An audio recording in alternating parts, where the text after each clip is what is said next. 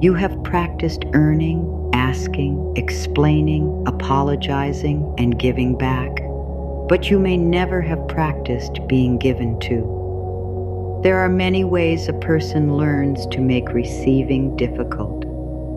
You may say thank you, and then immediately search for a way to repay the kindness. You may accept a gift while quietly worrying that it was too expensive. You may hear a compliment and soften it with a joke. You may be offered help and answer, "I'm fine," before you have even checked whether help would make the day easier. You may know how to work hard. You may know how to be useful. You may know how to anticipate what everyone else needs. Still, when something supportive moves toward you, your body may tighten as though you have been handed an obligation instead of care. Tonight is a rehearsal for another response, not a dramatic response, not a performance. Only a calm inner movement that says, "This can come to me, and I do not have to become smaller, faster, better, or more exhausted before I accept it." You have rehearsed asking carefully so you would not seem demanding. You have rehearsed lowering your expectations so disappointment would hurt less. You have rehearsed saying that anything is fine, even when something in you had a clear preference. You have rehearsed keeping your needs quiet. You have rehearsed proving that you deserve every moment of rest. You have rehearsed carrying more than your share because being dependable felt safer than being supported. You have rehearsed repayment before the gift was fully placed in your hands. Now you can begin learning a different posture. You can let a kind word reach you before you redirect attention to someone else. You can let an offer remain an offer instead of turning it into a test of your independence. You can breathe while something helpful approaches. You can pause before saying no. You can become familiar with the feeling of enough space, enough time, enough assistance, and enough steadiness to make thoughtful choices. There is no demand here to believe something enormous tonight. You do not have to force confidence. You do not have to pretend that every worry has disappeared.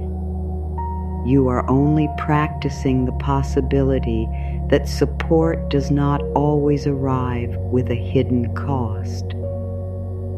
Some forms of care ask nothing from you except your willingness to let them matter. Your old habits may have taught you to scan every good thing for its price. What will I owe? What will be expected? How long will this last? What if I depend on it? What if I enjoy it and then lose it? What if someone thinks I have taken too much? These questions may rise before you even know you are asking them. They may move through your shoulders, your jaw, your breath, and your stomach. They may turn an ordinary offer into an inner negotiation. You may check your balance late at night even though you know no new information has appeared since the last time you checked. You may revisit a purchase that was reasonable and necessary, searching for a reason to feel guilty. You may postpone replacing something worn out because you tell yourself you can manage a little longer. You may compare your progress with people whose circumstances you cannot fully see. You may undercharge for your time and then wonder why resentment follows. You may hesitate before naming the value of your work because a clear price feels too bold. You may keep your best ideas hidden until they feel perfect, while opportunities pass quietly beside you. You may save pleasant things for a later version of your life. The better cup, the new notebook, the restful afternoon, the meal you actually want, the small celebration, the moment of enjoyment that seems easier to justify after every task is finished. Someday becomes a guarded room where joy is stored but rarely used. You may tell yourself that peace will begin when every bill is settled, every uncertainty is removed, and every future need is already covered. Then the mind creates another condition, another amount, another milestone, another reason to wait. This waiting does not mean you are ungrateful. It means some part of you learned that safety had to be watched constantly. Perhaps you became skilled at noticing what might go wrong. Perhaps you learned to stretch what was available. Perhaps you learned to read the mood in a room before asking for anything. Perhaps you saw adults becoming tense when expenses were mentioned.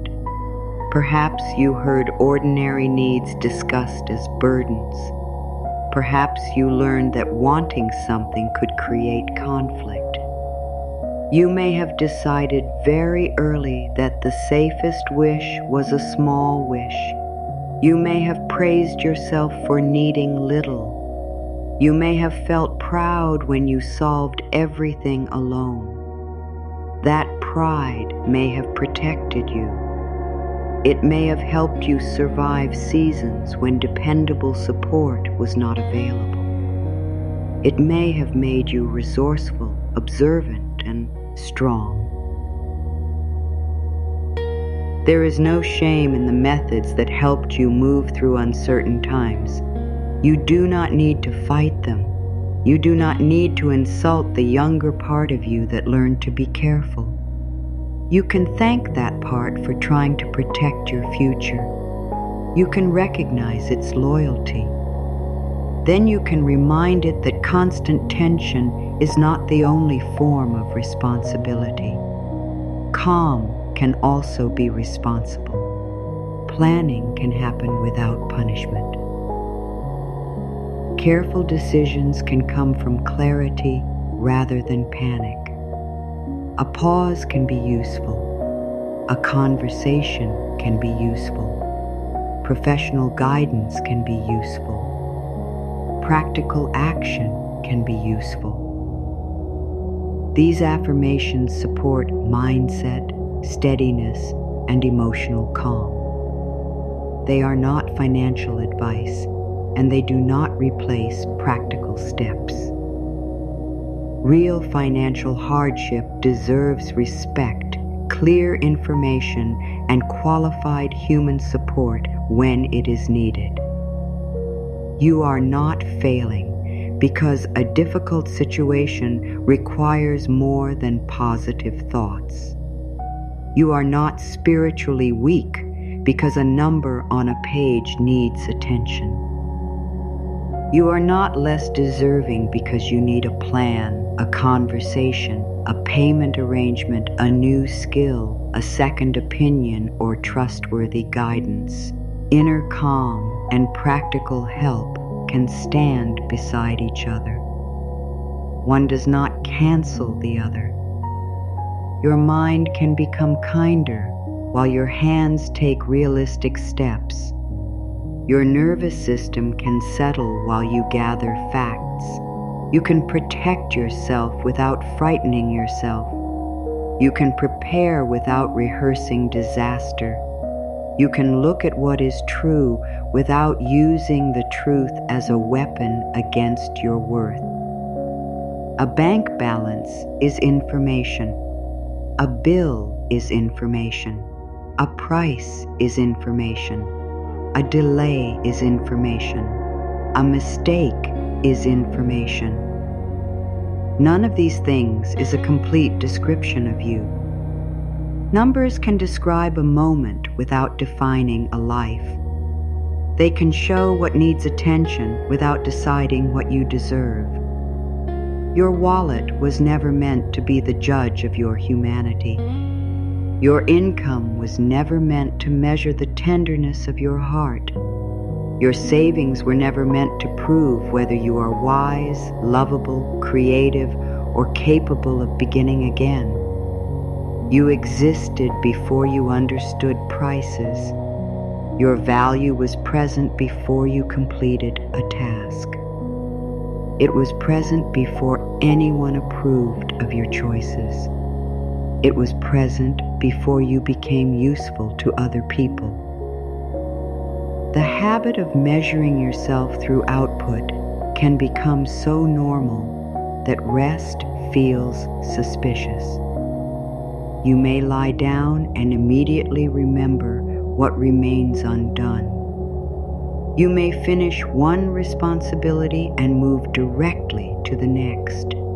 You may receive appreciation and think of what you should have done better. You may reach a goal and reduce it before you have experienced satisfaction. This is the old agreement.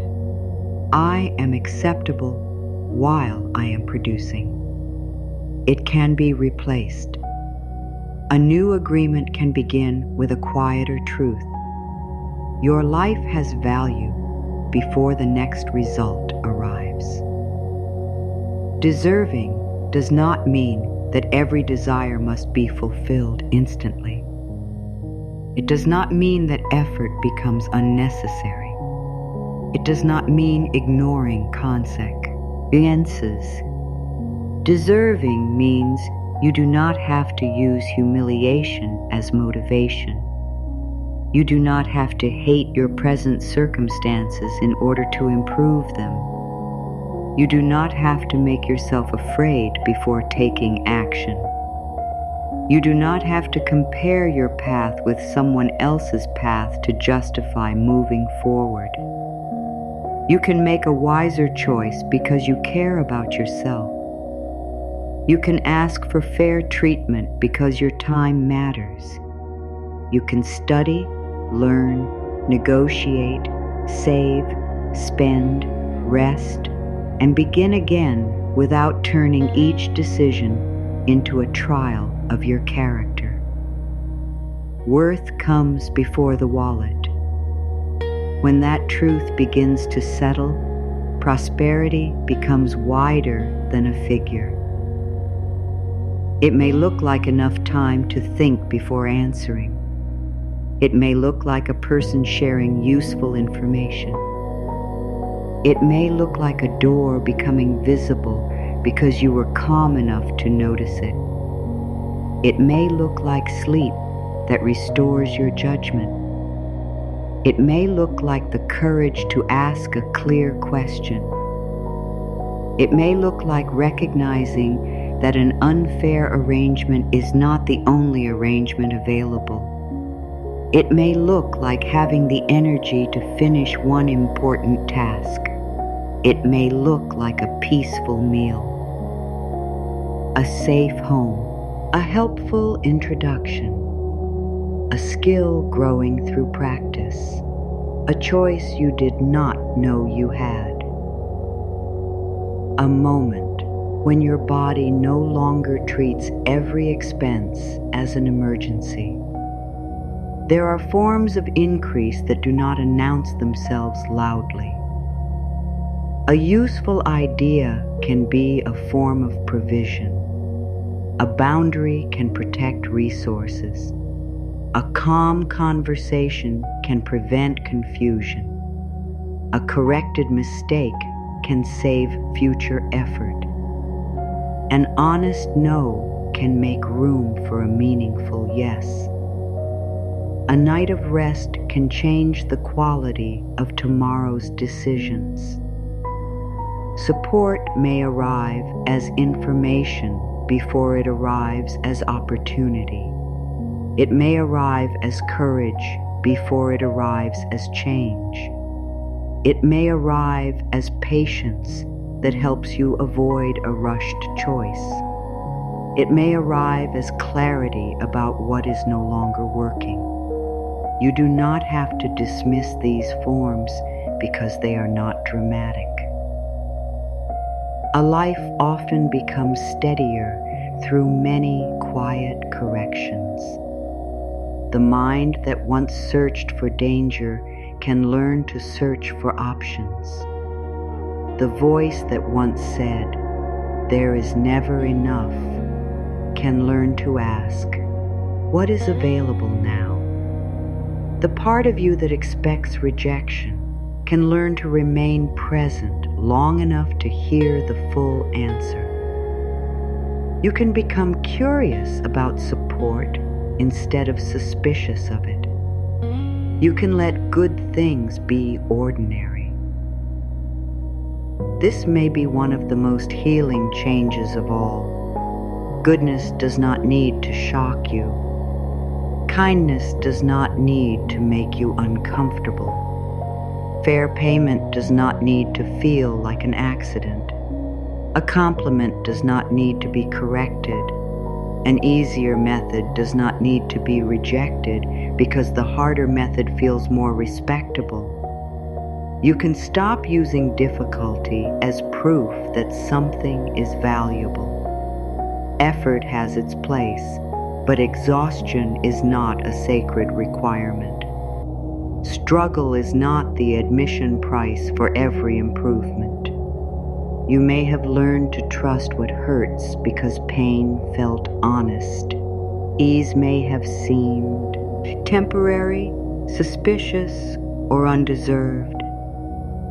Now you can become acquainted with ease in small, believable ways. A chair supporting your body, a blanket holding warmth around you, a light that turns on, water within reach, a door that closes securely, a familiar sound in the room, a few minutes with no demand. These things may seem simple, but the nervous system learns through experience. Each time you recognize support, you teach the body that it is not alone. You do not need to exaggerate what is here. You only need to stop overlooking it. There is a difference between pretending everything is perfect and acknowledging that something is helping. Tonight, something is helping. The surface beneath you is holding your weight. The air is moving without instruction. Your breath continues. Your body is doing countless quiet tasks. Your mind has brought you here because some part of you wants a kinder relationship with provision. That desire is not greed. Wanting stability is not greed. Wanting relief is not greed. Wanting fair exchange is not greed. Wanting choices is not greed.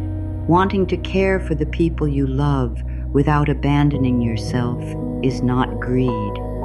Wanting enough room to breathe is human. The old scarcity echo may confuse desire with danger. It may tell you that asking clearly will make you selfish. It may tell you that accepting support will make you weak. It may tell you that keeping something for yourself deprives someone else.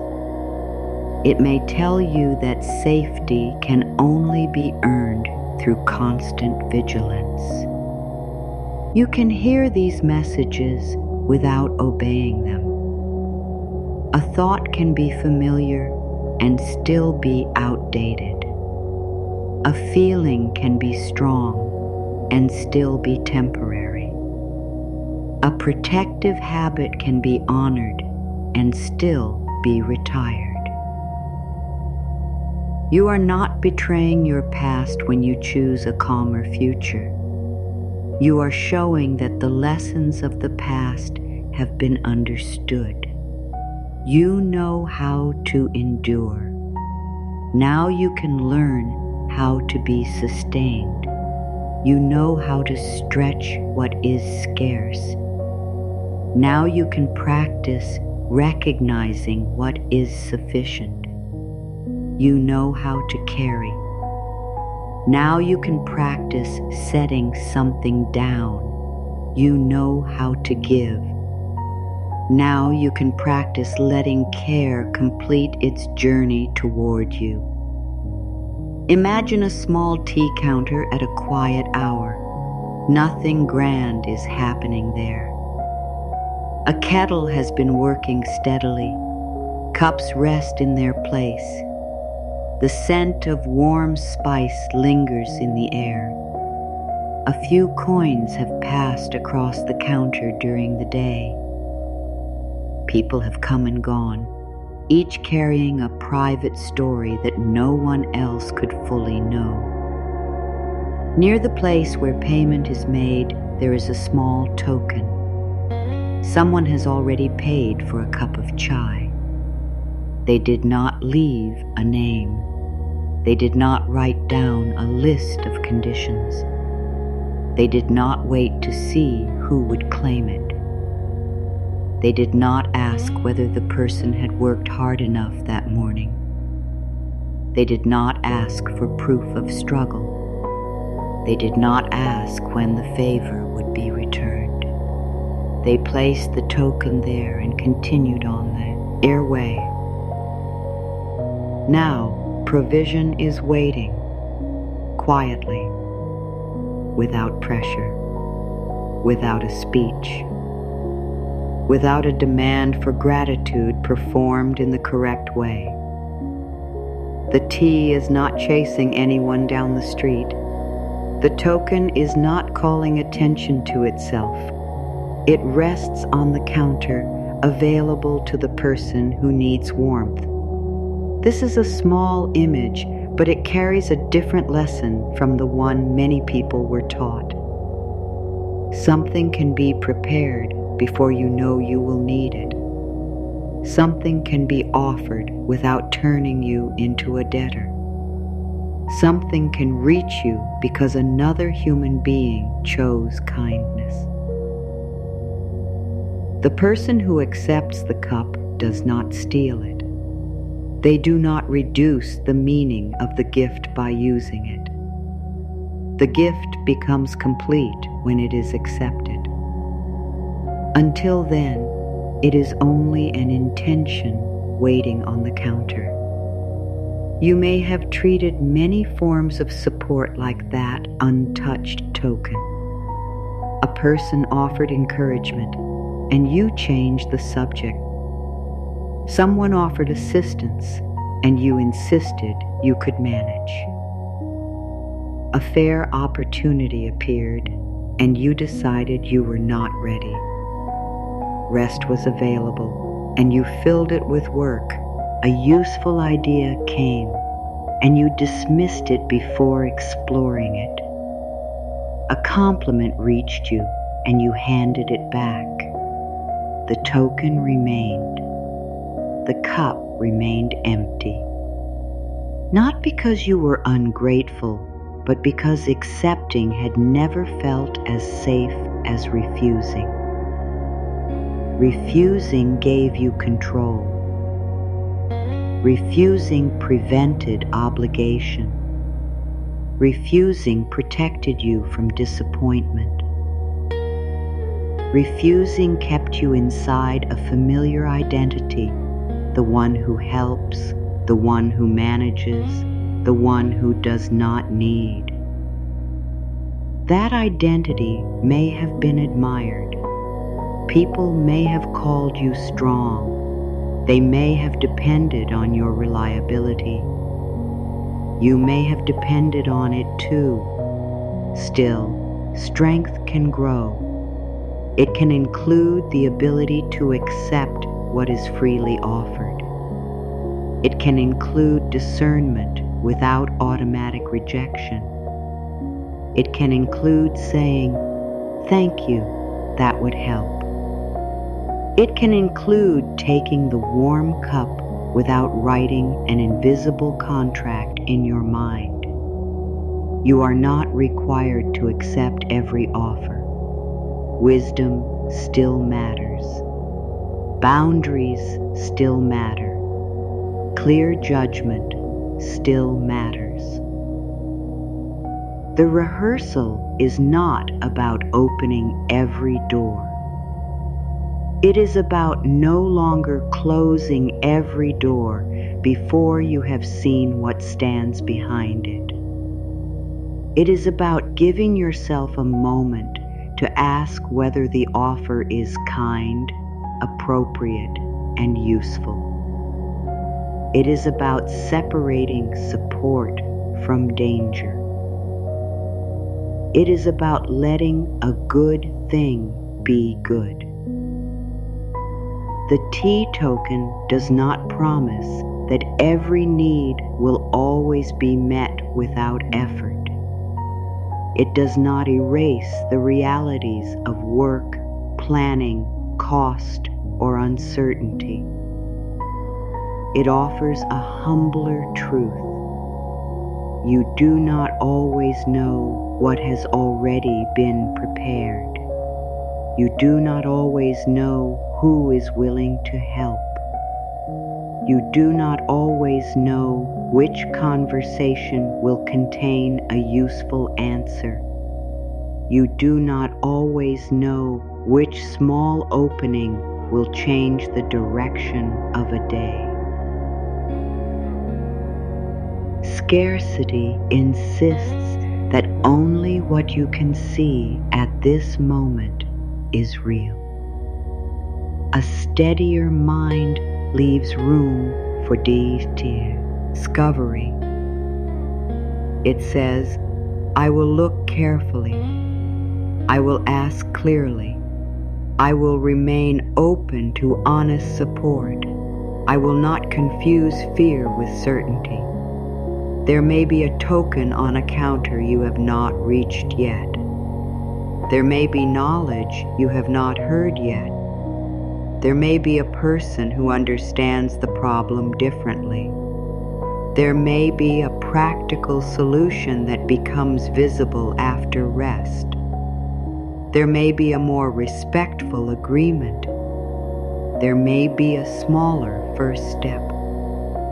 There may be another way to arrange what currently feels fixed. You do not need to insist that these possibilities exist.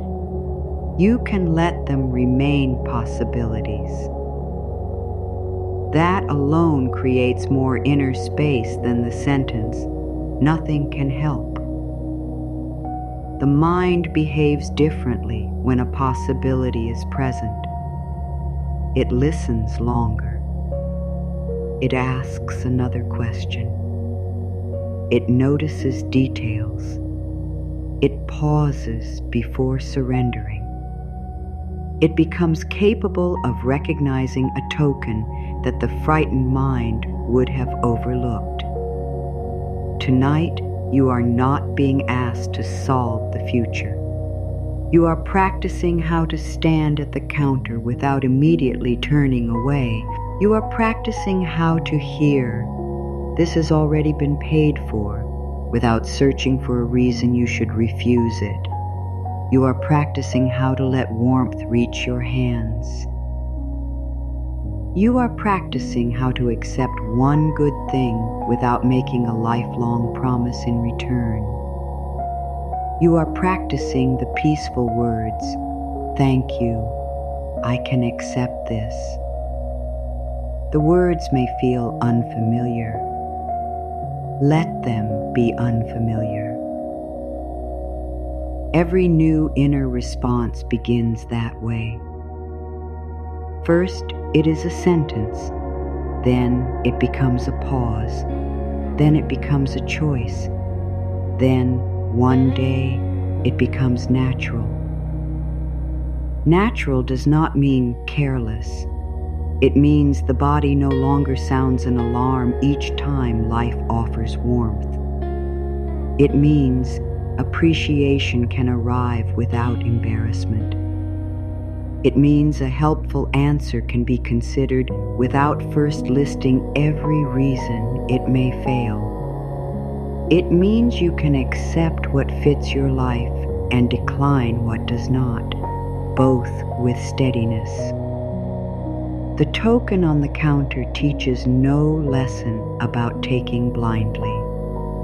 It teaches a lesson about recognizing what has been freely prepared.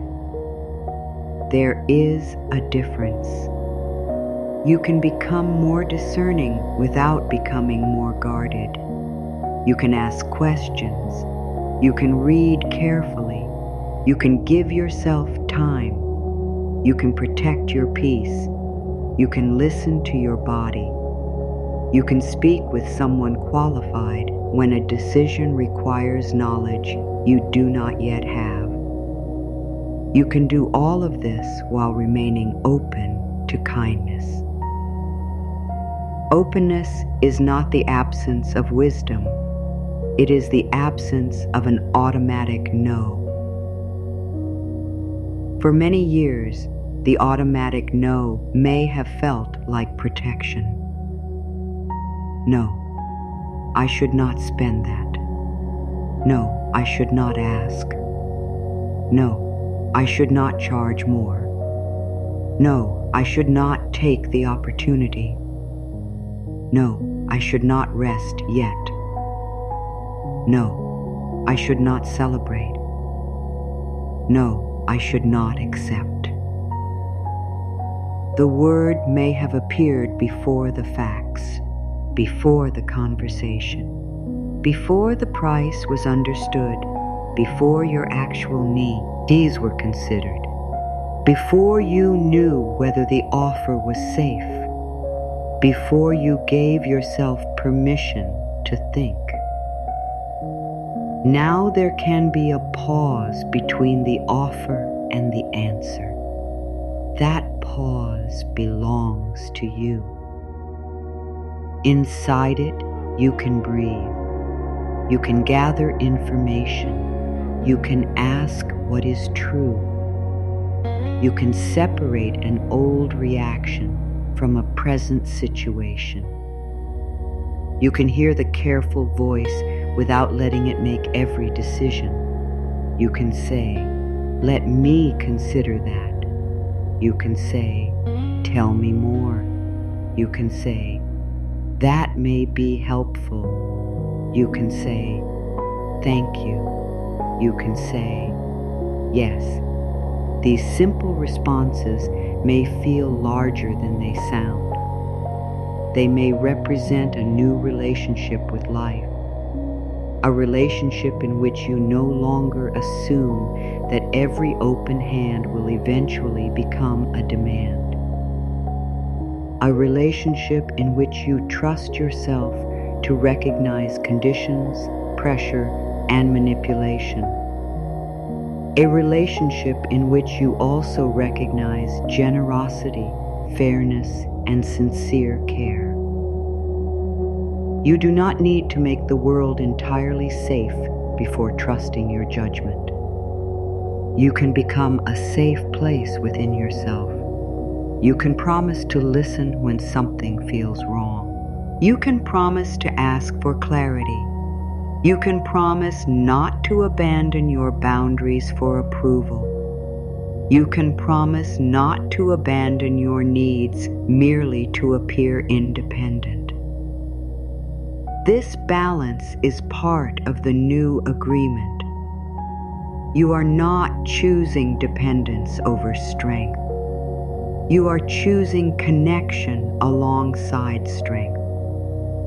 You are not giving away responsibility. You are letting responsibility include your well-being. You are not waiting passively for life to solve everything. You are becoming calm enough to recognize the resources, people, choices, and ideas that may support your next practical step.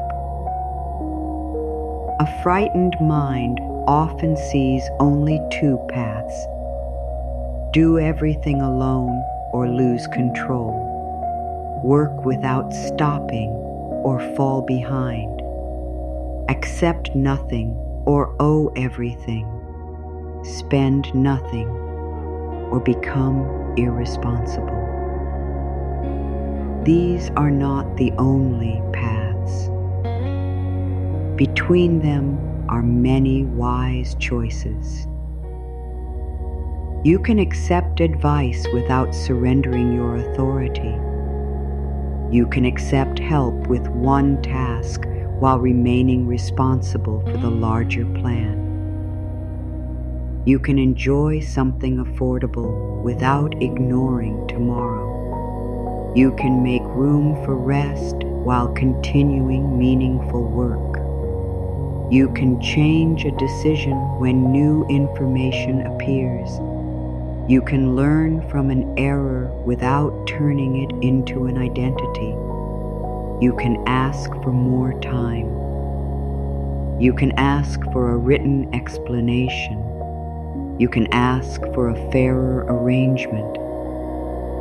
You can ask for support without promising perfection. The person at the tea counter does not need to explain every chapter of their life before accepting the cup. They do not need to display their exhaustion. They do not need to prove that the day has been difficult enough. The token exists because someone chose to make provision available. Acceptance completes the kindness. Let that thought settle. Acceptance completes the kindness. Many people have learned to believe that giving is noble and accepting is uncomfortable. They trust themselves while they are offering. They become uncertain while they are being offered something. They know exactly what to say when someone else needs encouragement. When encouragement turns toward them, they minimize what they have done. They make the compliment smaller. They return the focus. They hurry past the moment. This may appear humble, but true humility does not require rejecting what is true. You can acknowledge that you worked hard. You can acknowledge that you handled something well. You can acknowledge that your idea was useful. You can acknowledge that another person values your presence. You can acknowledge that your time has value. You can acknowledge that you deserve respectful exchange. Receiving a compliment does not place you above anyone. Accepting fair payment does not make you selfish. Using a helpful resource does not make you incapable. Resting does not make you lazy. Enjoyment does not make you careless. There is room in a grounded life for effort and ease. There is room for giving and accepting. There is room for planning and pleasure. There is room for independence and support.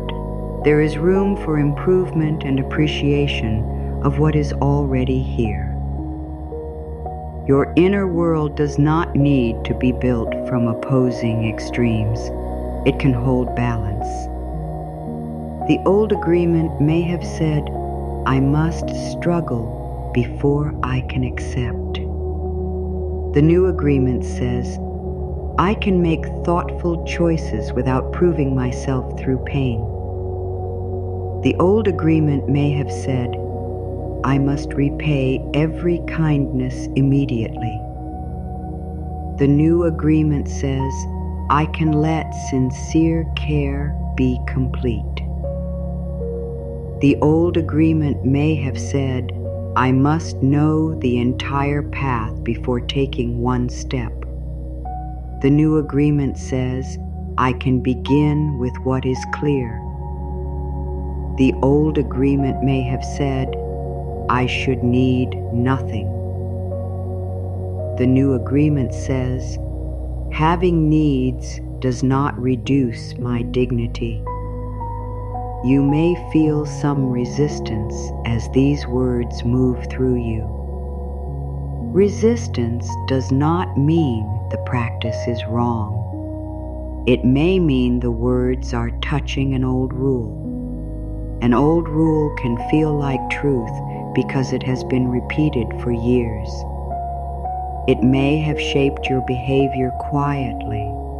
It may have been reinforced each time you were praised for doing everything alone. It may have grown stronger whenever support was unreliable. It may have become a private vow. I will never be caught unprepared. I will never ask too much. I will never depend on anyone. I will never let anyone see that I am worried. These vows may have carried you through difficult moments. They may also be tiring you now. You can release the part of the vow that requires constant tension. Preparedness can remain. Wisdom can remain.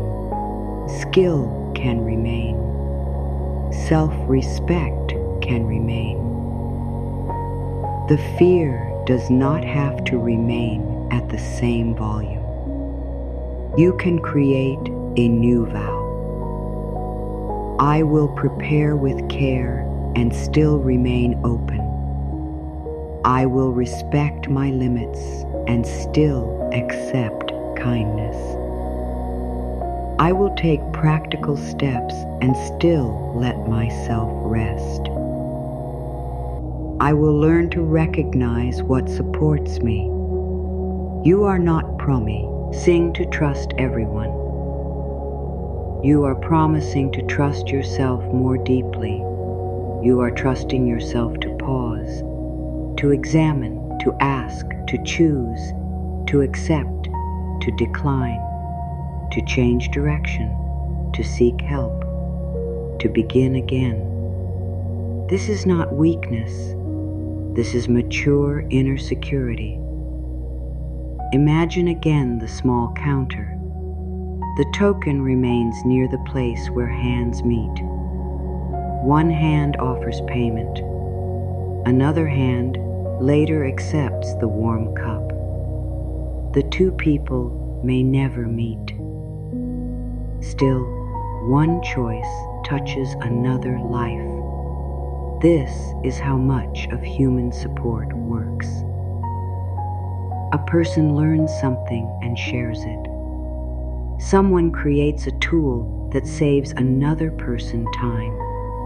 A worker completes a task that makes an ordinary day easier. A teacher explains what once seemed confusing. A friend remembers a detail. A stranger gives clear directions. A person recommends a trustworthy source. A door is held. A message is answered. A mistake is corrected. A little extra time is given. Not all support arrives as currency. Some of it arrives as attention. Some arrives as skill. Some arrives as information. Some arrives as patience. Some arrives as a second chance. Some arrives as a boundary that prevents further loss. Some arrives as the courage to stop repeating what no longer works. When you measure provision only in one form, you may miss the many ways life is already helping you build steadiness. This does not mean that material needs are unimportant. Food matters. Shelter matters. Health care matters. Fair pay matters. Reliable transportation matters. Security matters. Practical needs deserve practical attention. Still, the path toward meeting those needs may include forms of support that are easy to overlook. Clear thinking, useful knowledge, restored energy, a conversation, a new contact, a better question, the confidence to speak, the willingness to learn, the ability to wait instead of rushing into a harmful decision. These are not replacements for real resources. They are often part of the way real resources are found, protected, created, or used wisely. A calmer relationship with provision can change the quality of your decisions. It can help you read the details. It can help you avoid acting only to escape discomfort. It can help you admit when something is beyond your current knowledge. It can help you ask for guidance before a problem grows. It can help you stop confusing urgency with importance. Scarcity rushes. It says that this is the last chance. It says there will never be another opening. It says you must answer before you are ready. It says every delay is disaster. Calm creates room. It says you can gather facts. It says you can sleep before deciding. It says you can look for another option. It says you can speak with someone trustworthy. It says one closed door is not a verdict on your future. The tea token waits without creating panic. It does not shout that the cup must be claimed within seconds. It does not frighten the person into accepting. It rests in availability. This is a healthier feeling of opportunity. An honest opportunity does not need to destroy your ability to think. A suitable choice can withstand a reasonable question. Fair support does not demand that you ignore your intuition. You can remain hopeful and careful at the same time. You can welcome possibility without making promises to yourself that reality cannot support. You can believe in your ability to find a way forward without pretending that every path is easy. You can speak kindly to yourself while looking directly at what needs attention. This is grounded prosperity. It is not a fantasy that removes all limits. It is the growth of inner capacity. It is the ability to remain present. It is a wider view. It is a respectful relationship with your own needs. It is readiness to recognize honest opportunities. It is the belief that mistakes can be corrected. It is the understanding that your current condition is not your permanent identity. It is the courage to learn. It is the willingness to accept help that is appropriate. It is the wisdom to protect what matters. It is the ability to enjoy what is here without waiting for perfection. You can begin this new agreement tonight. You do not need a ceremony. Your breathing can remain natural. Your body can stay supported. The words can move through you without effort. The core of this practice is small enough to remember. It does not make a promise about tomorrow's numbers. It does not deny the work that may still be needed. It teaches your inner world to recognize provision without immediately refusing it. Let the words come slowly. I receive what kindness has already prepared. Let the sentence rest inside you. It may feel comfortable. It may feel unfamiliar. It may bring relief. It may bring doubt. Every response is permitted. You do not need to create a special feeling. The practice works through honest repetition, not emotional performance. Once more, with no pressure to believe beyond what feels possible. I receive what kindness has already prepared. The token waits. The cup can be filled. Warmth can be accepted. No explanation is required. There is nothing to prove in this moment. Let the words arrive once again, softer than before. I receive what kindness has already prepared. You may sense an immediate objection. What if nothing has been prepared? What if I have accepted before and been disappointed? What if support came with conditions? What if I learned that every gift becomes leverage? These concerns deserve compassion. You are not being asked to erase experience. You are being invited to stop using one painful experience as the definition of every future offer. Some support is unsafe. Some offers are controlling. Some promises are dishonest. Your discernment matters. The affirmation does not require blind trust. Kindness is part of the sentence. Real kindness, Kiao, respects your freedom. It does not threaten you. It does not force urgency. It does not demand silence. It does not punish your questions. It does not make you surrender your judgment. What kindness prepares can be accepted with dignity. If the full sentence feels too large tonight, use a smaller one.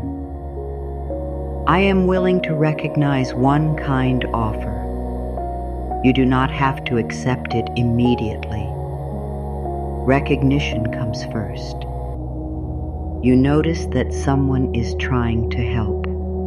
You notice that a resource may be useful. You notice that a compliment may be sincere. You notice that an easier method exists. You notice that your body is asking for rest. You notice that advice from a qualified person could bring clarity. You notice that a small pleasure fits within your real circumstances. You notice that you are not required to refuse before thinking. Recognition is already progress.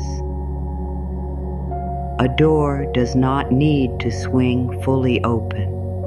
It can move 1 inch. Light can enter through a narrow opening. You can become willing before you become confident. You can become curious before you become willing. You can rest before deciding what comes next. Your smaller sentence can be even simpler. One kind thing may reach me. There is no guarantee inside these words. There is only room for a kind conversation, room for a helpful answer, room for an honest opportunity, room for a moment of relief, room for your own wisdom to return after sleep. The mind that has been crowded by fear may need room more than it needs another demand. You do not need to command yourself into trust. You can create conditions where trust may slowly grow. Safety grows through repeated respectful experiences. It grows when you keep promises to yourself. It grows when you leave situations that violate your boundaries. It grows when you admit the truth. It grows when you ask for support early. It grows when you learn what you need to know. It grows when you accept that uncertainty is uncomfortable but survivable. It grows when you treat yourself as someone whose well-being matters. You can become the person who does not abandon you. Then accepting outside support becomes less frightening. You know that you will remain present. You know you can change your answer. You know you can ask for space. You know you can walk away from pressure. You know you can welcome care without surrendering yourself. This is why worth comes before the wallet. When you trust that you will not abandon yourself, each financial choice becomes less connected to shame. You can review a mistake and ask what it teaches. You can face a shortfall and ask what support is available. You can recognize progress without demanding perfection. You can set a goal because it serves your life, not because reaching it will finally make you acceptable. You can work toward greater stability without despising where you begin. You can respect your present self while building new habits. The person who stands at the counter may be tired. They may be uncertain. They may have only a few coins. They may be carrying worries that no one can see. The token does not ask them to become a different person before the tea is poured. The warmth meets them as they are. Let that image become a new inner memory, a simple counter, a paid token, a cup held carefully, steam rising, hands becoming warm, a breath growing slower. Nothing has been solved all at once. Still, something helpful has arrived. One need has been met. One moment has become easier. One act of care has completed its journey. Your life may also change through needs met, one at a time. One conversation, one decision, one corrected habit, 1 hour of rest. One application, one lesson, one boundary, one saved amount, one honest request, one accepted kindness. The mind may dismiss small steps because they do not resemble a complete transformation. Yet a stable life is often built from small actions repeated with respect. You do not need to solve every future need tonight. You can tend to what is nearest. You can recognize what is already helping. You can prepare for one conversation. You can write down one question. You can decide to seek qualified advice. You can choose one unnecessary source of pressure to release. You can promise to look at facts during the day instead of repeatedly checking them at night. You can let this hour belong to restoration. Rest is not avoidance when it prepares you to respond more wisely. Sleep is not wasted time. The mind organizes. The body repairs. Emotion settles. Perspective can return. An answer that felt impossible at midnight may become clearer in daylight. You are not neglecting your responsibilities by setting them down for a few hours. You are returning with more of yourself available. For now, picture the counter becoming quiet. The last cups are placed in order. The surface is wiped clean. The kettle grows still. The token has served its purpose. What was offered has been accepted. There is no announcement. There is only a quiet thankfulness moving through the room. Thankfulness for the person who gave. Thankfulness for the person who accepted. Thankfulness for the hands that prepared the tea. Thankfulness for warmth on an ordinary night. You do not need to force thankfulness. You can begin with recognition. Something has supported you today. Something carried part of your weight. Something worked as it was meant to work. Something offered a small moment of ease. Your task is not to pretend that the day held no difficulty. Your task is to let difficulty share the truth with what also helped. Both can exist. The day may have been demanding and there was air to breathe. You may have worried and you continued. You may not have known the answer and you are still capable of learning. You may have felt alone, and these words are meeting you now. You may have made a mistake, and the possibility of correction remains. You may have spent more than you intended, and you see through Sami and respond with information rather than insult. You may have received less than you hoped, and your worth has not changed. You may be tired, and rest is here. Let gratitude become quiet evidence. Not evidence that everything is perfect. Evidence that support exists in more than one form. The surface supports you. The breath supports you. The darkness reduces the demands of the room. The next moment arrives without being purchased. You can let these ordinary forms of provision matter.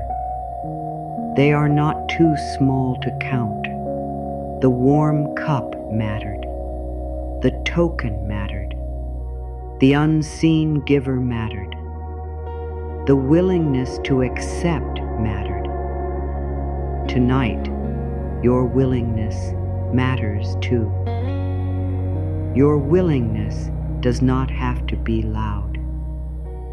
It can be as quiet as leaving your hand open for one more breath.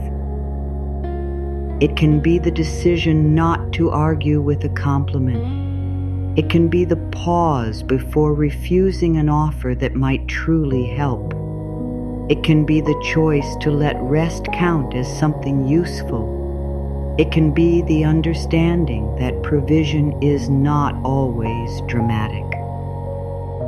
Sometimes it is a warm cup at the right hour.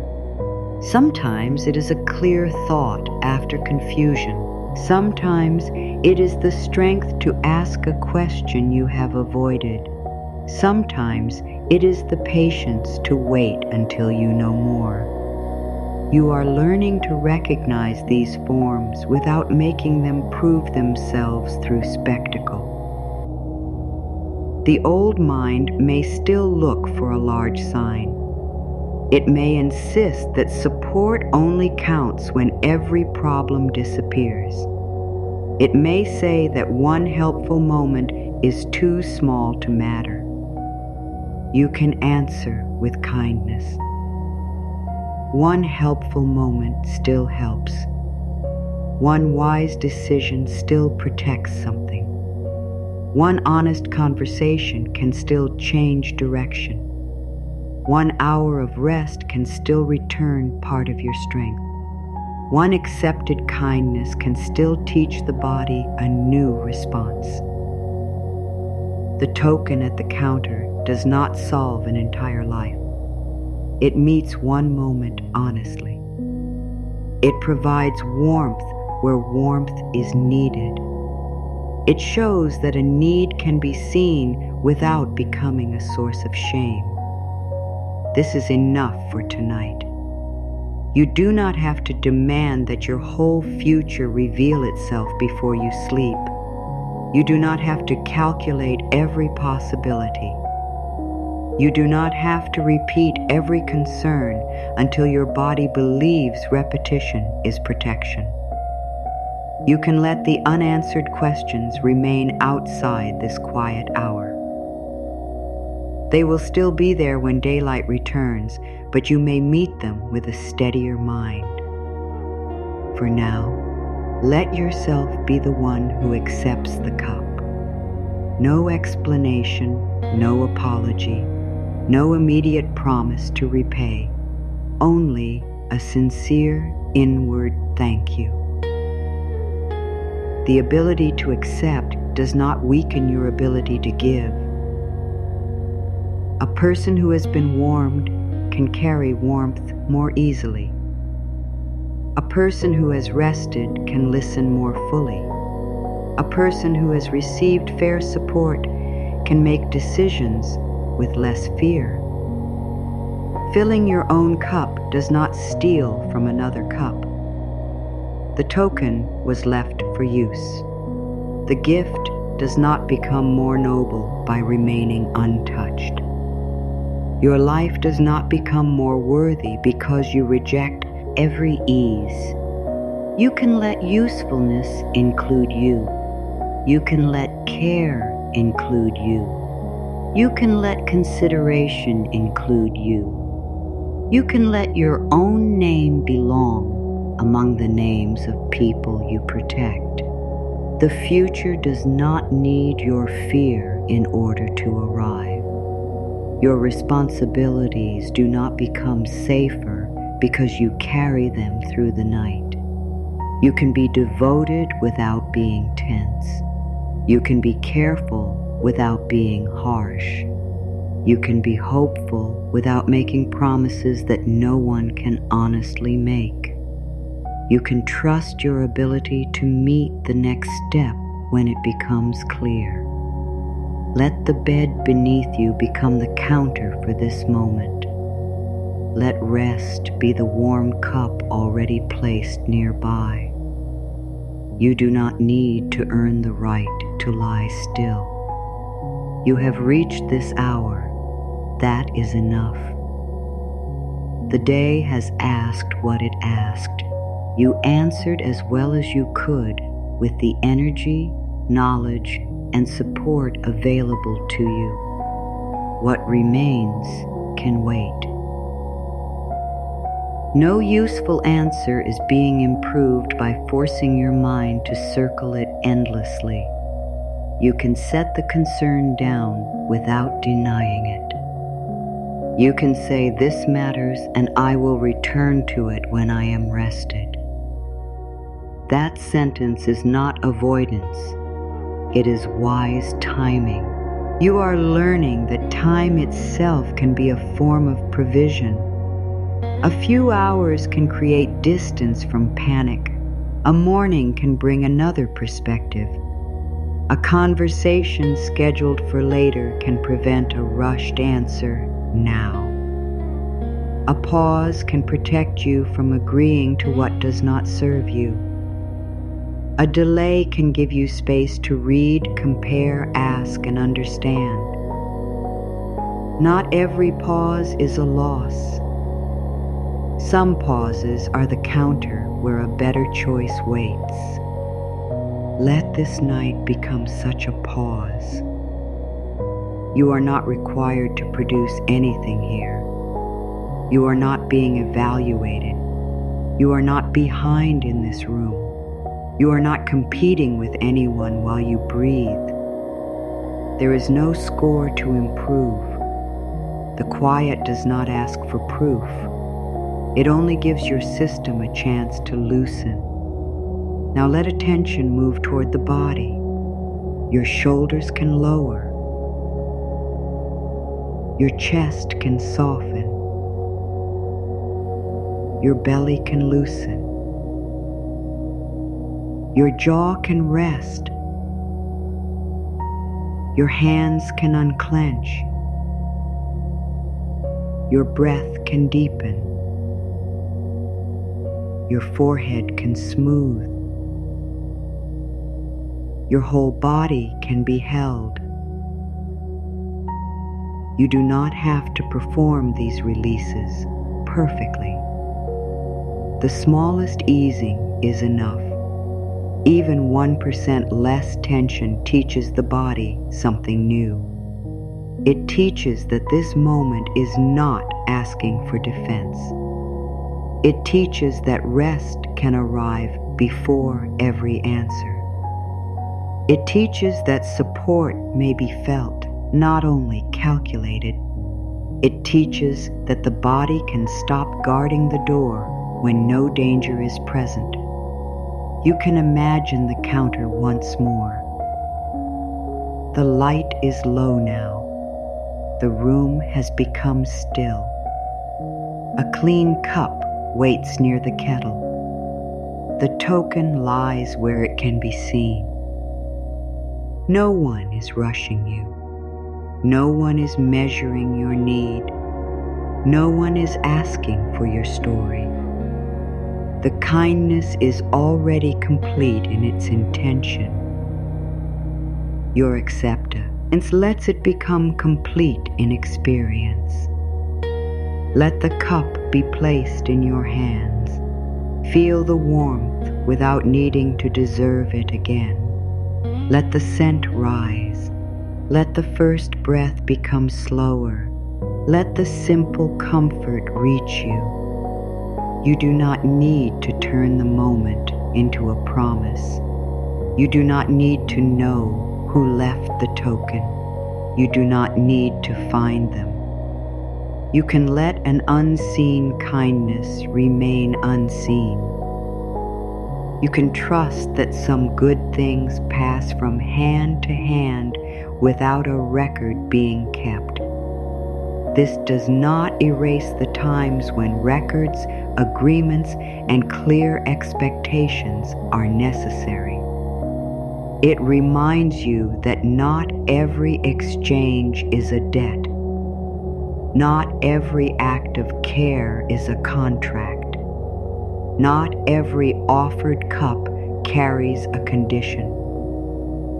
You can become someone who knows the difference. You can feel pressure and step back. You can feel sincerity and remain present. You can feel uncertainty and ask for time. You can feel support and say thank you. This is the receiving rehearsal. A rehearsal is allowed to be imperfect. You may forget tomorrow. You may refuse something too quickly. You may feel guilt after accepting. You may still check, worry, compare, or overwork. That does not erase the new path. Each time you remember, you can return. You can pause again. You can soften again. You can choose again. The mind changes through return, not punishment. There is no need to scold yourself into peace. You can practice your way toward it. There is another part of this practice that deserves time. It is the part that separates your value from the way a difficult month looks on paper. A number can ask for attention without asking you to attack yourself. A delay can require a response without becoming a reason for shame. An unexpected cost can change a plan without changing who you are. The mind may still try to turn each practical challenge into a personal verdict, but you can learn to stop that conversion before it becomes automatic. You can say, "This is a situation." You can say, "This needs care." You can say, "I will look at it when I am rested." These sentences are calm, but they are not passive. They protect the part of you that must think clearly.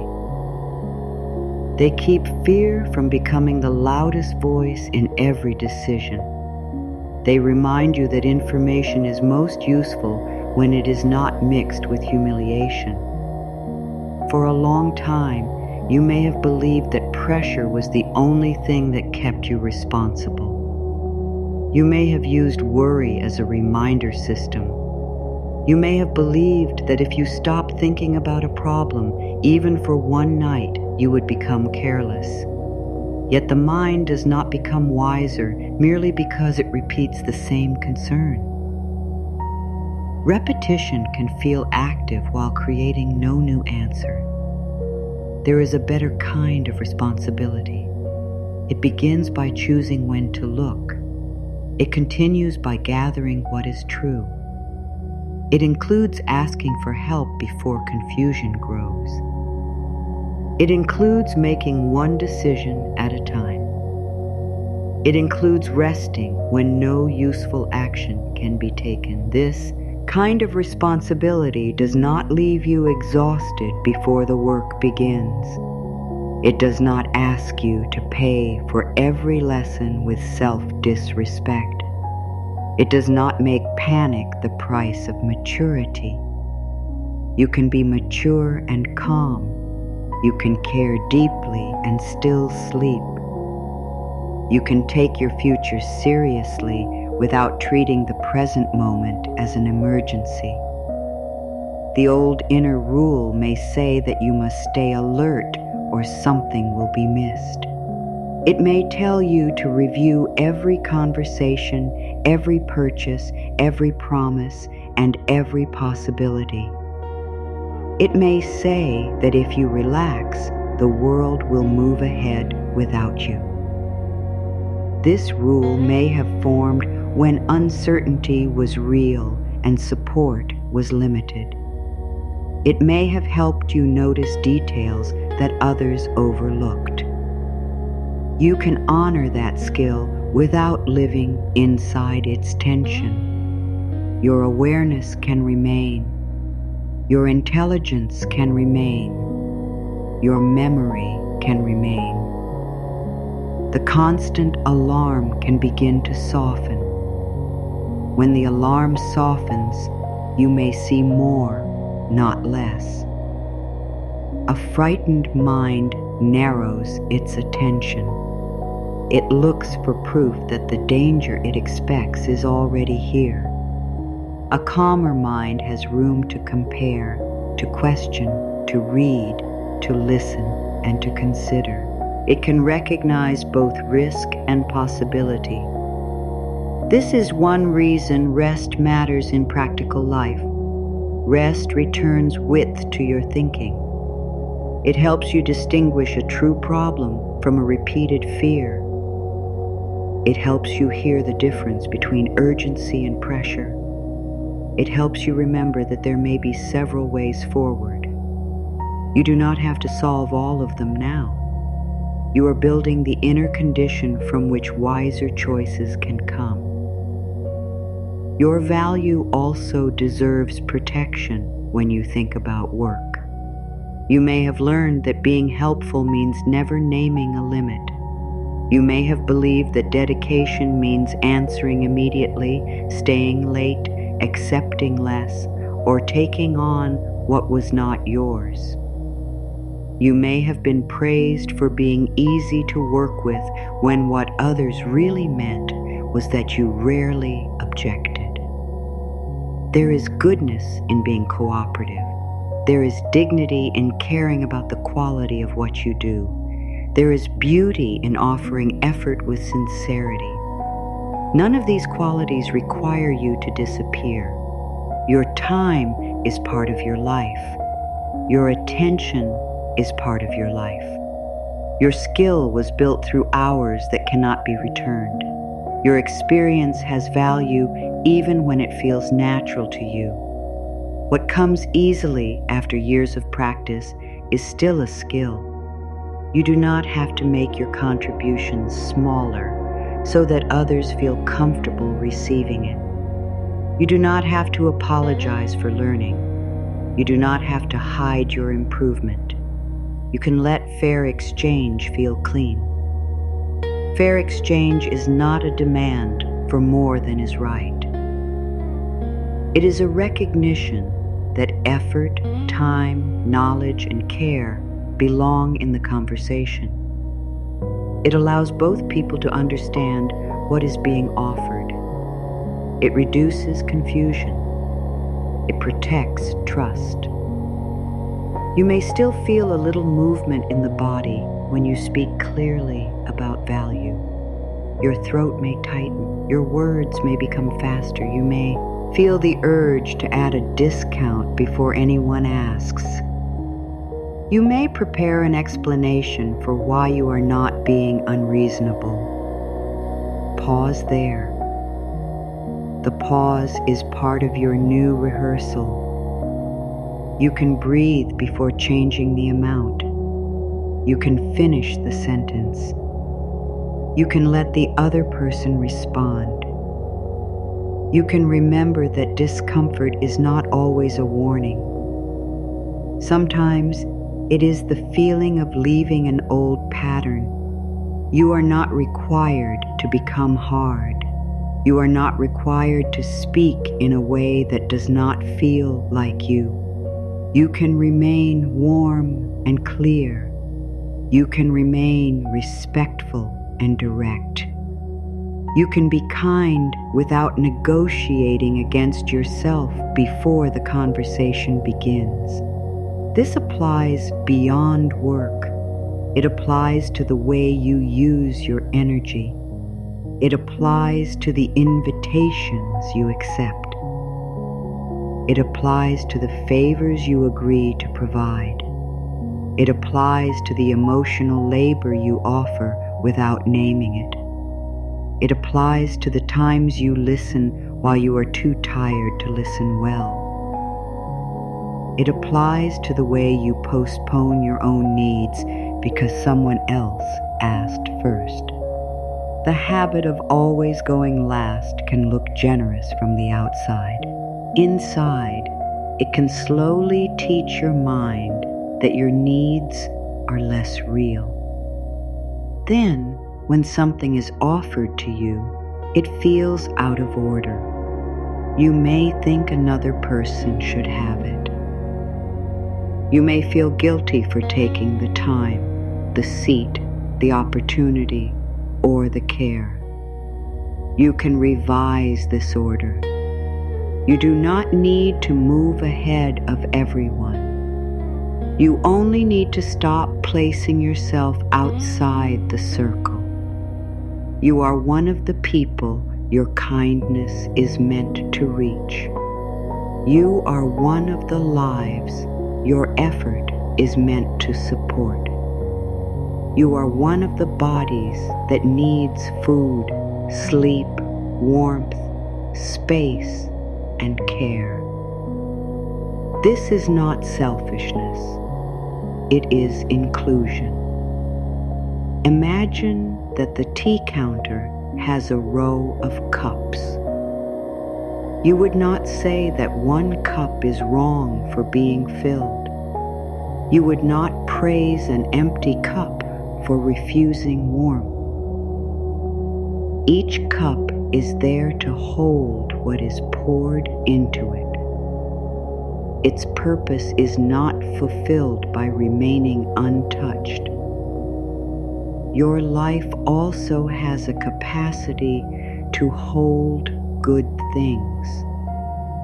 You can hold calm. You can hold information. You can hold appreciation. You can hold a fair opportunity. You can hold enough rest to think clearly. You can hold a small pleasure without turning it into guilt. The ability to hold does not mean you must cling. A cup can be filled, used, washed, and filled again. Support can move through a life. A person can accept a useful thing and later offer something useful to another person. No record needs to be kept in the heart. This is different from the inner accounting you may have practiced. You may remember every favor. You may calculate every meal someone paid for. You may keep a private list of what must be returned. You may feel restless until the balance is exact. Some agreements do need clarity. Some shared expenses should be discussed. Some commitments should be honored. But kindness is not always alone. Sometimes a person gives because giving is part of their wanfulness. Sometimes someone offers because they understand the need. Sometimes a gift is complete at the moment it is accepted. You can learn to ask what kind of exchange is truly happening instead of assuming that every act creates a burden. You can ask, was this offered freely? You can ask, are there conditions I need to understand? You can ask, does accepting this respect my boundaries? You can ask, would this genuinely help? These questions are different from the fearful question, how quickly can I pay this back so that I feel safe again? Safety built only through immediate repayment can become lonely. It can prevent the natural movement of care between people. It can make connection feel dangerous. You can build safety through clarity instead. You can build it through honest conversations. You can build it through limits. You can build it through your ability to say no when no is right. Then yes becomes safer too. A meaningful yes does not come from pressure. It comes from choice. You are practicing choice tonight. You are choosing not to reject yourself. You are choosing not to reject the possibility of help before you understand it. You are choosing not to make your life harder merely because hardship feels familiar. Familiarity is not the same as truth. You may be familiar with rushing. You may be familiar with doing without. You may be familiar with silence. You may be familiar with accepting less than you need. None of these patterns is a law. A pattern is something repeated. What is repeated can be interrupted. What is interrupted can be examined. What is examined can be changed. The change does not have to happen all at once. It can begin with one ordinary moment. Someone thanks you, and you say, "Thank you." instead of explaining why you did not do enough. Someone offers assistance, and you say that would be useful. Someone asks for your time, and you check your energy before answering. A reasonable comfort is available, and you let yourself use it. A clear boundary is needed, and you speak before resentment grows. A mistake appears, and you correct it without attacking your character. These moments may look small. They are places where the new agreement becomes real. You are worthy of fair treatment before you learn to ask for it perfectly. You are worthy of rest before every habit has changed. You are worthy of respect while you are still practicing self-respect. You are worthy of support while you are learning what healthy support feels like. Your value does not wait for your confidence to become complete. Confidence can grow because you begin treating your value as present now. This is important. Many people wait to feel certain before they speak clearly. They wait to feel fearless before setting a limit. They wait to feel fully deserving before accepting a better arrangement. Yet confidence often follows the act of honoring yourself. It is built through evidence. Each time you keep a promise to yourself, evidence is created.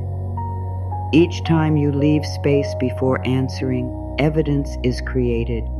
Each time you ask for what is reasonable, evidence is created. Each time you accept a sincere kindness without apology, evidence is created. The body begins to learn that self-respect is survivable.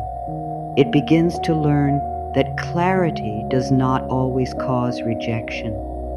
It begins to learn that a boundary can create peace. It begins to learn that accepting help does not erase independence. These lessons settle slowly. Let them settle at the pace of warm tea cooling enough to drink. There is no need to hurry this change. Hurrying would turn it into another demand. You have carried enough demands. Tonight can be different. Tonight can be a place where a new belief is offered rather than forced. The belief is that your needs can be met with dignity. The belief is that practical care can be calm. The belief is that you can recognize fair support. The belief is that your life does not have to become smaller in order to remain safe. You are allowed to make room for thought, room for questions, room for a better answer, room for the possibility that some provision is already waiting where you have not yet looked. You do not need to know the exact form. You do not need to promise that it will arrive on a particular day. You only need to stop closing the inner door before the next moment has spoken. Stay here for a little while. Let the body remain still. Let the mind hear that you are not being asked to prove anything. You are only practicing a more respectful way to meet life. A respectful way of meeting life also changes how you respond to uncertainty. Uncertainty has often been treated as proof that something bad is about to happen. The mind sees an unanswered message, a delayed decision, a changing expense, or an unclear plan, and begins to fill the empty space with the most painful possibility. It believes that preparing for disappointment will make disappointment easier. Usually it only makes the waiting heavier. You can learn another way to wait. You can say, "I do not know yet." You can let those words remain complete. You do not have to add, "and therefore everything is going wrong." You do not have to add, and therefore I have failed. You do not have to add, and therefore there will be no solution. Not knowing is uncomfortable, but it is not a conclusion. A closed answer has not been given merely because an answer has not arrived. A path has not disappeared merely because you cannot see the next turn from where you are standing.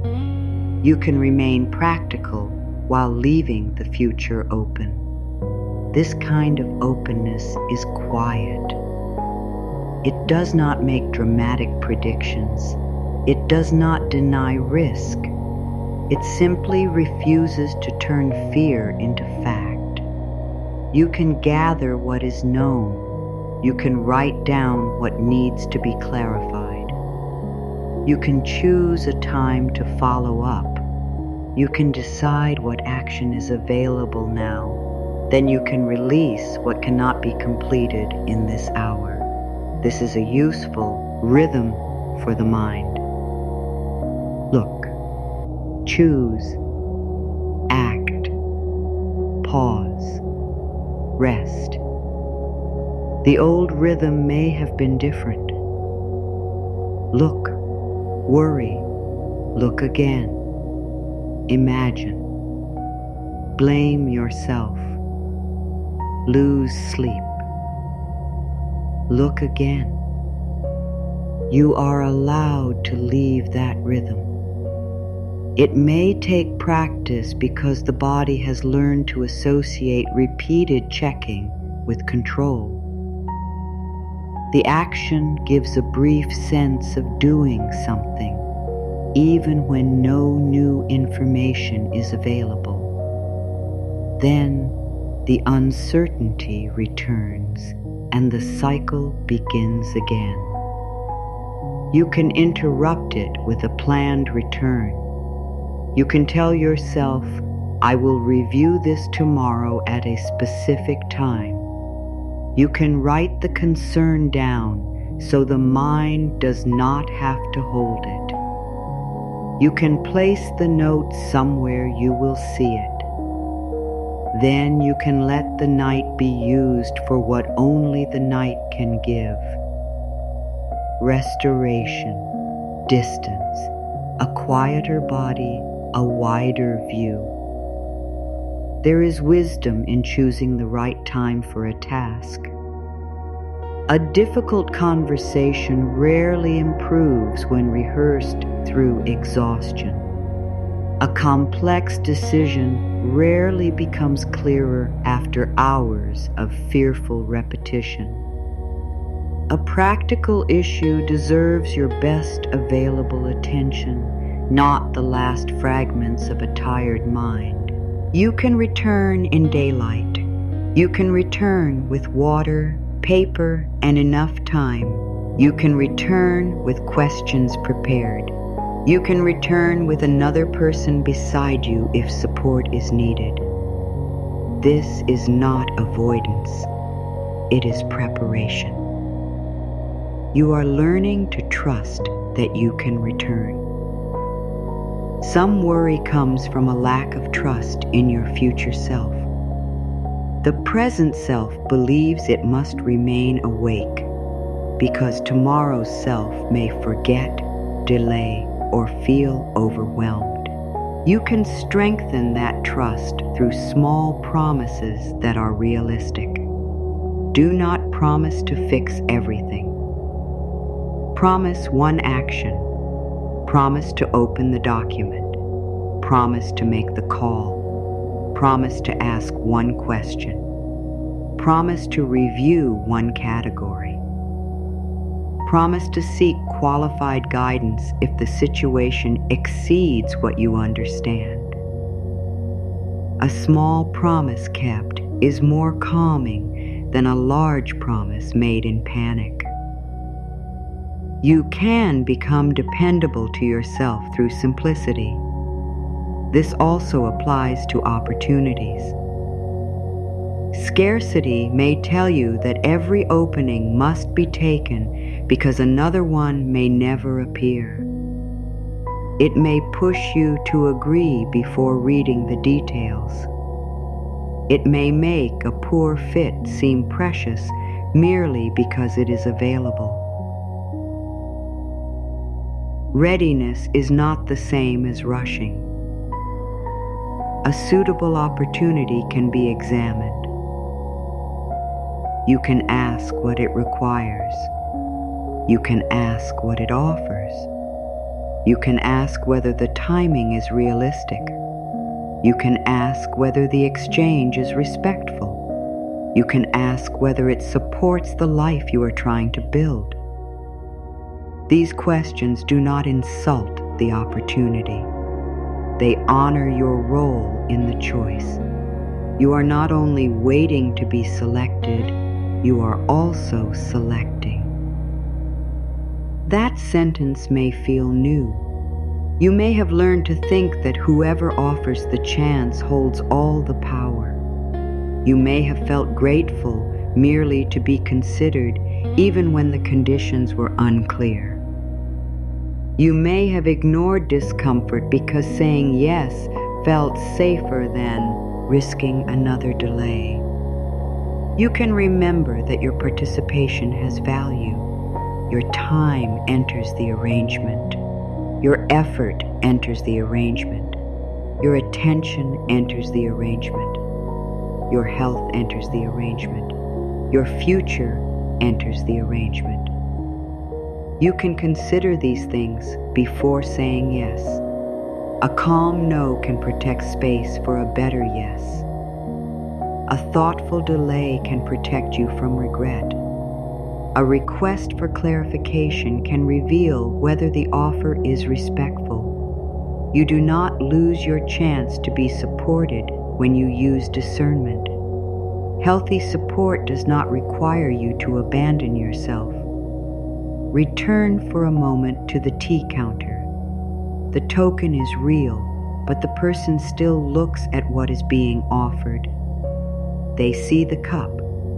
They understand that it is tea. They know it is meant to be used. The kindness is clear. There is no confusion about what must be given in return. This clarity is part of what makes acceptance peaceful. You can seek the same clarity in your own exchanges. What is being offered? What is being asked? What is written? What is assumed? What is optional? What would make the agreement fair? Clarity reduces the space where fear creates stories. It also reduces the space where pressure can hide. You are allowed to understand before agreeing. You are allowed to ask for terms in writing. You are allowed to take time. You are allowed to consult someone with relevant knowledge. You are allowed to leave when the answer remains unclear. This is how openness and self-protection can exist together. The new agreement is not that every door must be opened. The new agreement is that every door will not be closed by fear alone. You can look. You can listen. You can decide. The decision may be yes. The decision may be no. The decision may be not yet. All three can be expressions of self-respect. The same is true when you consider spending. A scarcity pattern can make every purchase feel dangerous, even when the item is needed and the plan can support it. Another pattern can use spending to escape emotion and then create regret. Neither pattern is helped by shame. You can approach choices with curiosity. What need am I trying to meet? Is this the right way to meet it? Does this fit the information I have? Would waiting help? Would choosing a simpler option feel better? Would buying the necessary thing prevent a larger problem later? Would talking with someone qualified bring clarity? These questions are not rules.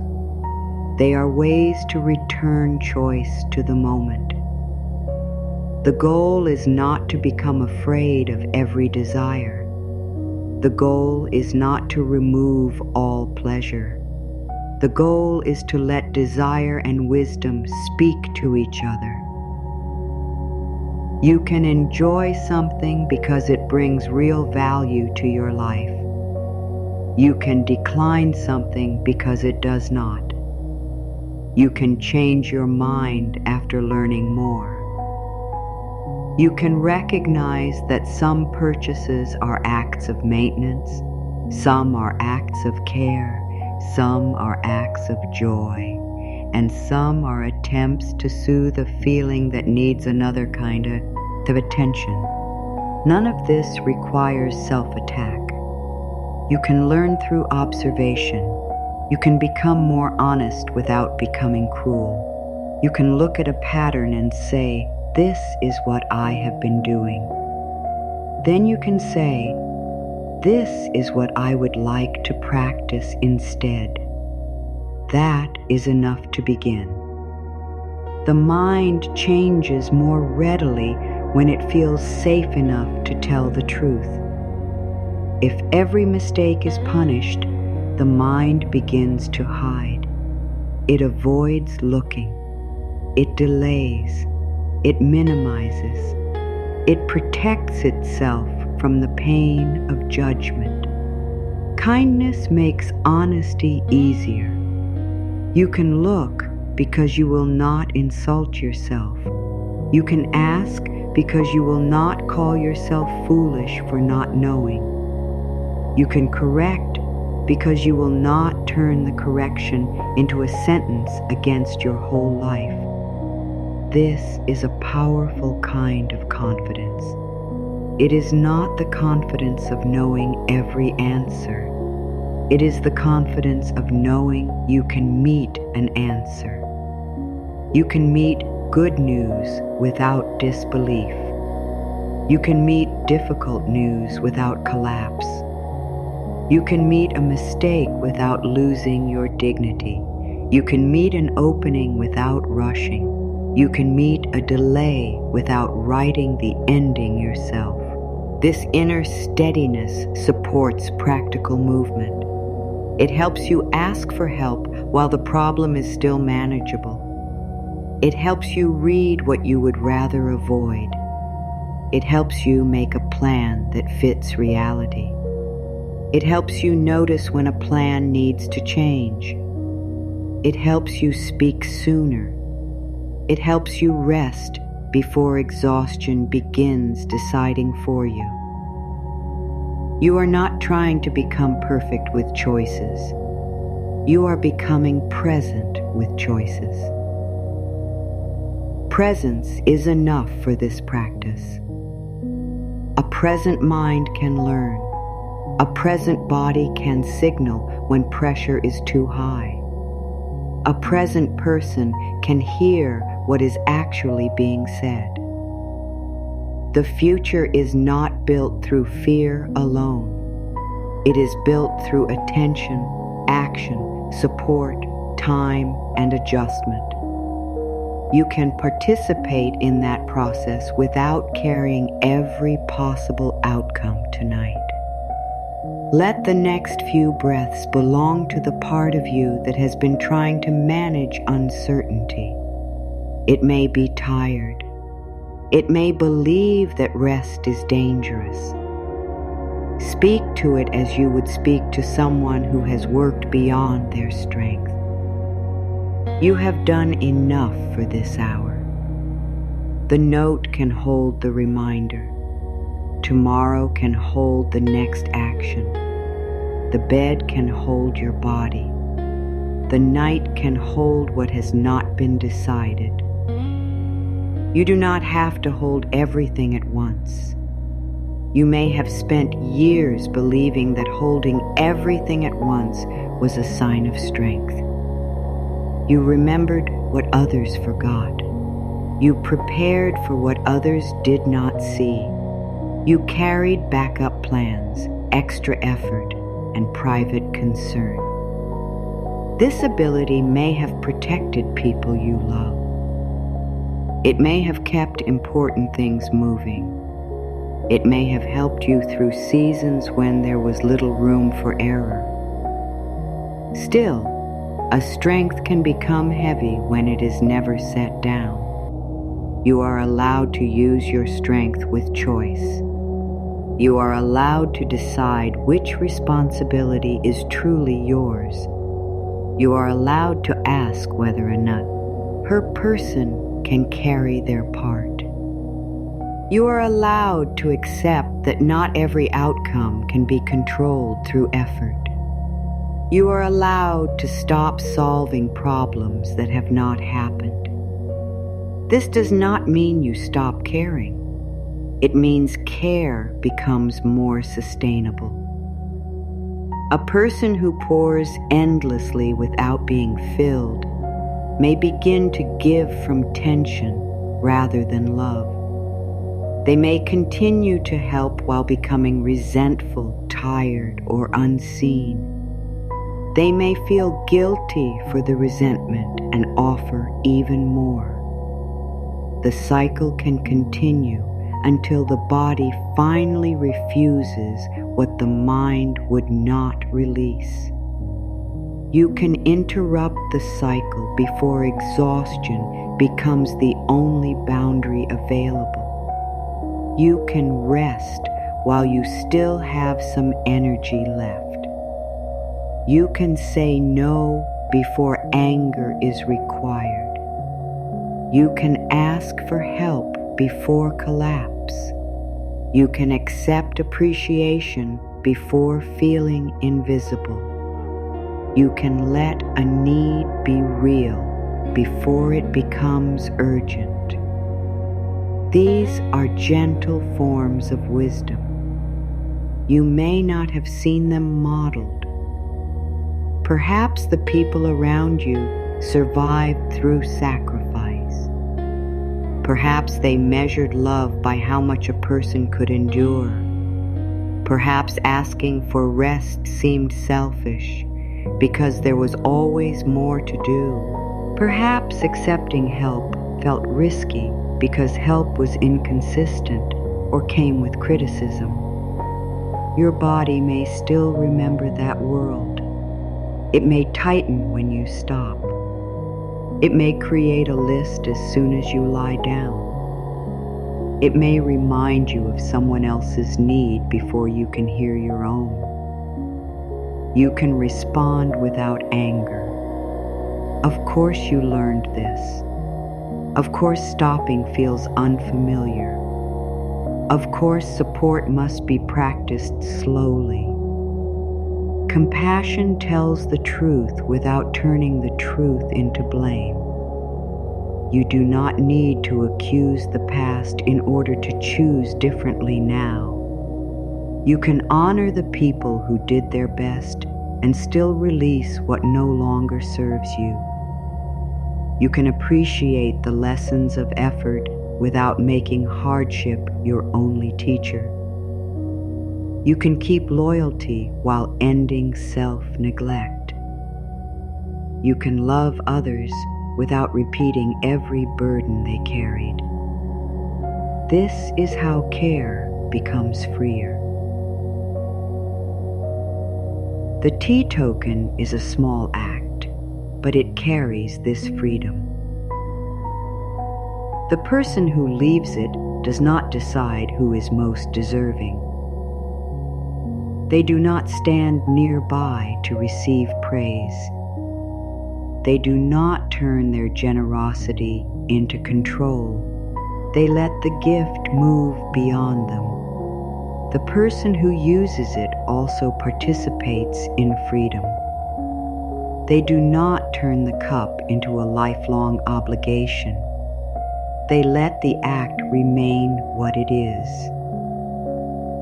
A moment of support, a little warmth, a human gesture, You can bring this simplicity into your own life. When someone says something kind, let it be kind. When a trusted person offers practical assistance, let the offer be considered. When an easier method works, let it work. When a tool saves time, let the saved time count. When your body asks for a pause, let the pause belong to the work of living. You do not have to make every good thing complicated. Sometimes the old mind complicates because complexity feels safer than hope. If you examine a gift long enough, perhaps you can avoid being surprised. If you imagine every hidden condition, perhaps you can avoid disappointment. If you refuse first, perhaps no one can withdraw the offer later. These strategies make sense when seen through protection. They also prevent the nervous system from collecting new evidence. The evidence that someone can offer without controlling. The evidence that you can accept and remain free. The evidence that you can enjoy a moment without being punished by the next one. The evidence that a useful opportunity can be real without being perfect. The evidence that your own judgment can protect you. New evidence is gathered through small experiences. You do not have to begin with a large act of trust. Begin with the compliment. Begin with the chair someone offers. Begin with the extra minute. Begin with the answer to a question. Begin with the meal prepared by another person. Begin with a task shared instead of carried alone. Begin with the sentence, "That would help. Thank you." The body hears these moments. It hears that accepting did not erase you. It hears that gratitude did not require repayment. It hears that a boundary remained available. It hears that the world did not become unsafe because you let one thing be easier. Over time, the body may stop bracing at every offer. Your breath may remain lower. Your shoulders may stay loose. Your mind may wait for the facts before creating a debt. This is the physical side of a new belief. A belief is not only a sentence, it is also the way the body prepares. If the body expects cost, it prepares to defend. If the body expects judgment, it prepares to explain. If the body expects withdrawal, it prepares not to need. You are teaching it another possibility. Some care can stay. Some help can be clean. Some opportunities can be examined without panic. Some ease can be trusted for the length of the moment. You do not have to promise more than that. Trust this moment for this moment. Let the bed support you for this breath. Let the room be quiet for this minute. Let the words be kind while they are here. The mind often becomes overwhelmed because it tries to turn every present experience into a guarantee about the future. It asks whether the support will always remain. It asks whether the calm will last. It asks whether the next choice will work. you can release the demand for always. This breath does not need to guarantee tomorrow's breath in order to help you now. This rest does not need to solve every future night in order to matter. This small inner opening does not need to become permanent before it is valuable. A cup is enjoyed one sip at a time. You do not refuse the first sip because it cannot stay warm forever. You let it serve the moment it was made for. Let support serve the moment it is made for. Let a useful answer help with one decision. Let one night's rest improve one morning. Let one boundary protect one part of your energy. Let one honest conversation reduce one confusion. Let one practical step create one new pie. Ease of information. This is how steadiness grows. Not through a single promise that removes all uncertainty, but through many experiences of meeting life and remaining present. You have already done this more times than you may remember. You have adapted. You have learned things that once felt difficult. You have survived conversations you feared. You have corrected misunderstandings. You have found a way through days that seemed too heavy. You have accepted help before, even if accepting felt awkward. You have been helped by roads, tools, systems, teachers, workers, friends, strangers, and quiet routines. Your life has never been built by your effort alone. This is not an insult to your effort. It is a relief from the belief that everything depends only on you. The clothes you wear passed through many hands. The light in the room exists through work you did not personally perform. The language you use was given to you before you could ask for it. The knowledge you rely on was shaped by people you may never meet. Human life is full of invisible cooperation. You participate by accepting what is useful and contributing what is yours to contribute. You do not have to be the source of everything you need. You can be part of an exchange larger than your own control. This wider view can soften pride without reducing dignity. It can help you say, I have worked hard, and I have also been helped. Both are true. It can help you say, I am capable, and I do not have to do everything alone. Both are true. It can help you say, I am responsible, and rest is part of responsibility. Both are true. Let the mind become comfortable with truths that stand side by side. You can want improvement and appreciate what exists.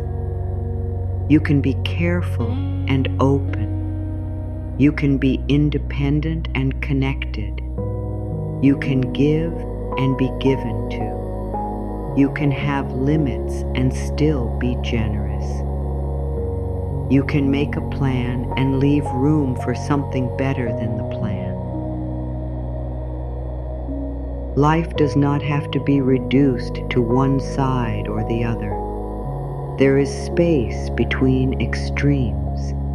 That space is where wise receiving lives.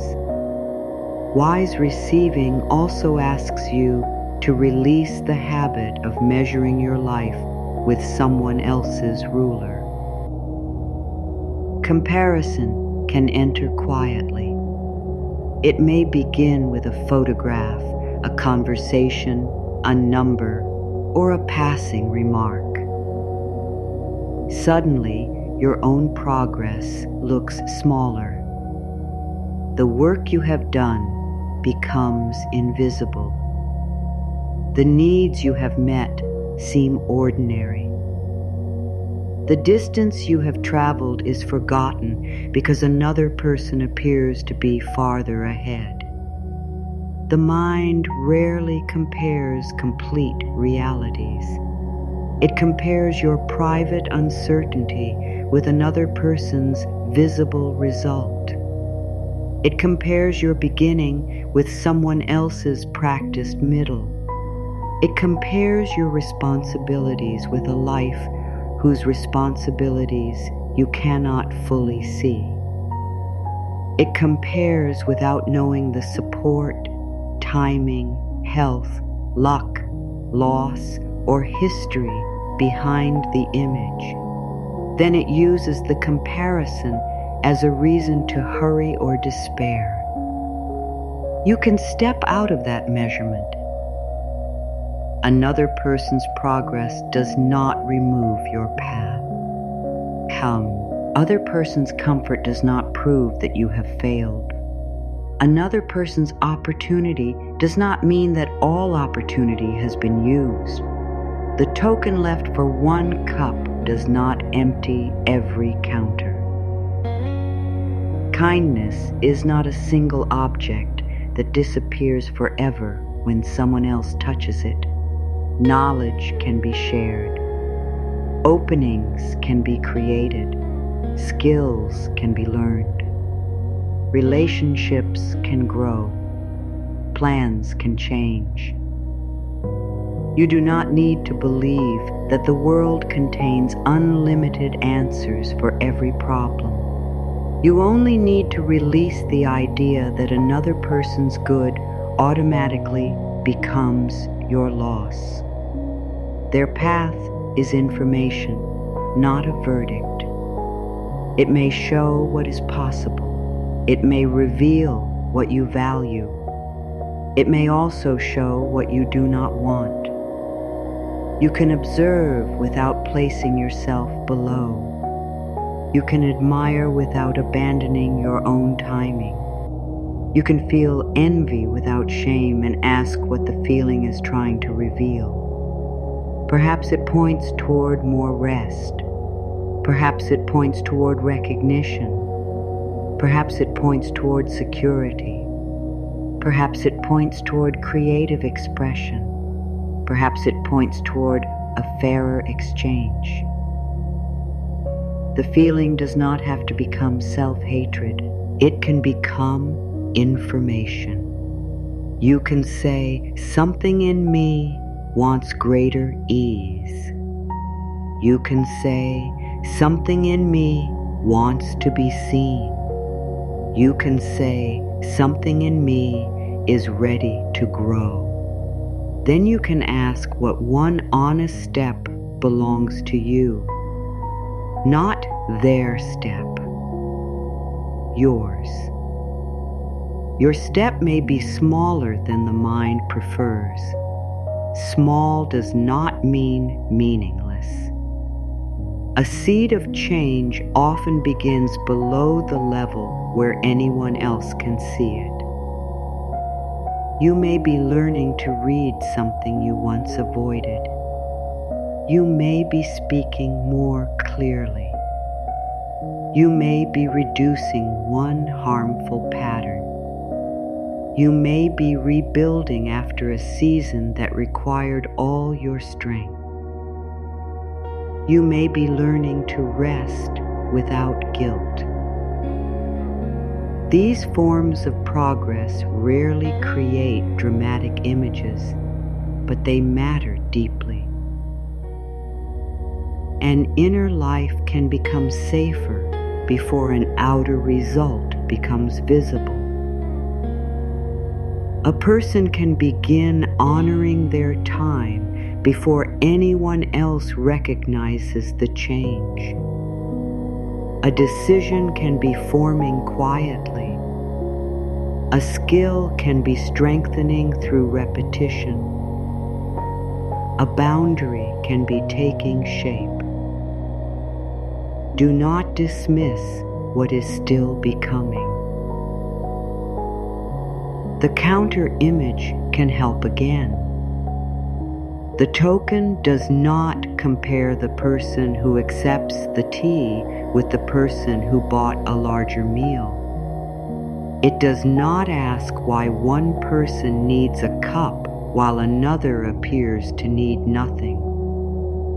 It serves the need in front of it. You can meet yourself this way. What is the need in front of you? Not the need you believe you should have, not the need another person has, not the need that would look impressive. The real need. Perhaps the real need is rest. Perhaps it is information. Perhaps it is a clear limit. Perhaps it is practical support. Perhaps it is permission to enjoy what you already have. Perhaps it is a plan simple enough to follow. Meeting the real need is more useful than performing a life that looks complete.